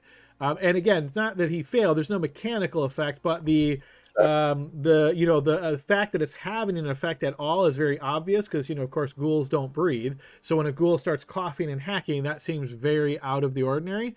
So this guy is going to approach and he's going to see if he can determine what is going on here. So imagine essentially as you start to hack and you do the best you can to make that a very minor thing, he is going to investigate you. All right, and with that investigation check, as he searches over your body, that's going to beat the DC 17 ability from the book. So he's going to be able to determine that you are not a ghoul. That is, of course, going to put us into a turn order kind of situation. So I'm going to go ahead and put you guys in turn order here. Okay. I mean, it might be too late, but I have to read this ability every time because I forget what it can do, but would I be able to cutting words that, or that also just draw the attention and like put us into a fight?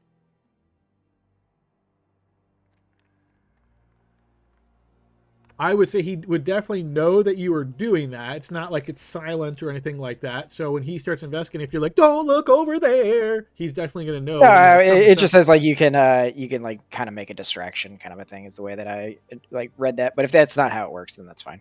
Yeah, it doesn't say you're able to do this without them knowing that you're doing this, right? Like it's all effects are obvious unless specifically stated that they're not detectable. Okay, yeah, no, that's fine. I was just thinking it's like you're just trying to distract them, but not necessarily like, oh, this is a specific spell. But okay, that's fine. All right, so I guess that is. Yeah, go ahead. I was gonna say I probably just didn't do it anyway because I was also pretty late on the trigger there. I just wasn't sure like if this ability could even do that. Yep, fair enough. So essentially, he approaches, he inspects, he knows right away that you are not a ghoul. So how this is going to essentially start is that he looks down towards you guys, the rest of you, and he says, "This one's an imposter. Get him." Barnaby, you're the first to react. Yeah. I'm happy with my initiative. Oh yeah, sorry, I thought you guys already took care of that, but if not, feel free to adjust. Unless you want to switch, Barnaby, but I think you got it under control. I have faith in you. Well, it doesn't have to be with me. You could switch to someone else if you remember, choose. the way we house rule this is you offer to one person, so he's offering you, Barnaby. Do you take it or not? I do not. Okay, so Barnaby, it's your turn. All right. I'm going to come up over here. Whoops, sorry, my bad. Let me unlock.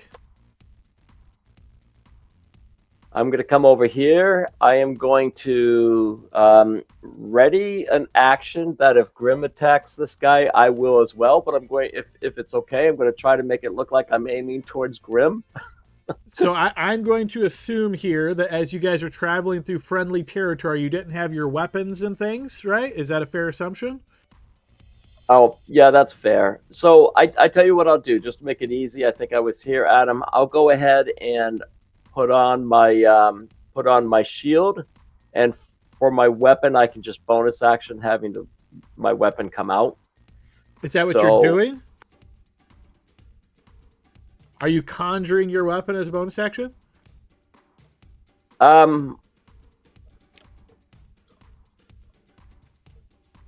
Yeah, I'm gonna go ahead and no, because they wouldn't have magic, right? You know, or I'm just gonna don my shield and see what happens from there. All right, so you strap your shield on, okay? All right, Archgill. Okay, I'm gonna move. Oh, sorry. Got actually stuck my token. 5, 10, 15 to here. And I would like to attempt to restrain Grim. Okay. You got me. Oh, Grim, are you resisting? Me. No, I thought I'd get away with it. All right, so you grapple him. So you've got him grappled. I got him. Let's take him out of here. Take him to the cells. Follow me. He is. Are you doing anything else, Archgill? No, that's the end of my turn. All right. He is also going to grapple Grim, and he's going to start pulling him north. Grim, are you resisting this grapple? No, I'm busted. All right. Rest of the team, are you allowing this to occur and not doing anything combat-wise? Yes. Yep. Yeah, I'll follow. All right, I'm going to end our combat then. We'll turn us back to regular music here momentarily.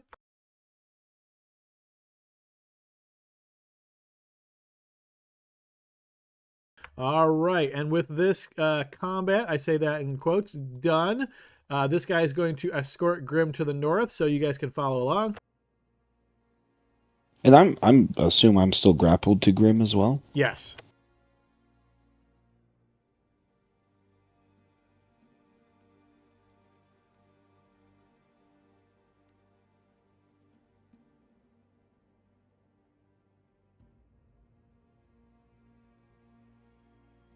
Hey, maybe next week we'll find one of our new party members in the prison. Who knows? All right, you notice he procures a key, unlocks this door with Grim still in tow, and then pulls him inside. All right, from here, he's going to begin the process of stripping any gear, any items, anything that you have, Grim. And unless you're resisting, he's going to put these all in like a container. Let me think now that we're separated from everyone else. I'm going to look at Caliban for a nod. Caliban will give him the nod. Do it. Okay, I attack. All right, so we'll pause here. We're at the end of our session time, but yeah, essentially he's in front of a prison cell trying to put you in it. You try to, kind of spring this trap on him, and we will see the results of that next week, guys. All right, so you guys are in the middle of danger here in the Pit of All Flesh. We'll see how it goes. Hope everybody enjoyed this session. We'll pick up next week, continue the adventure there. Hope everybody has a great night. Good job, guys. Awesome. Good night. Yeah, thanks, Adam. Good game, everybody. everybody.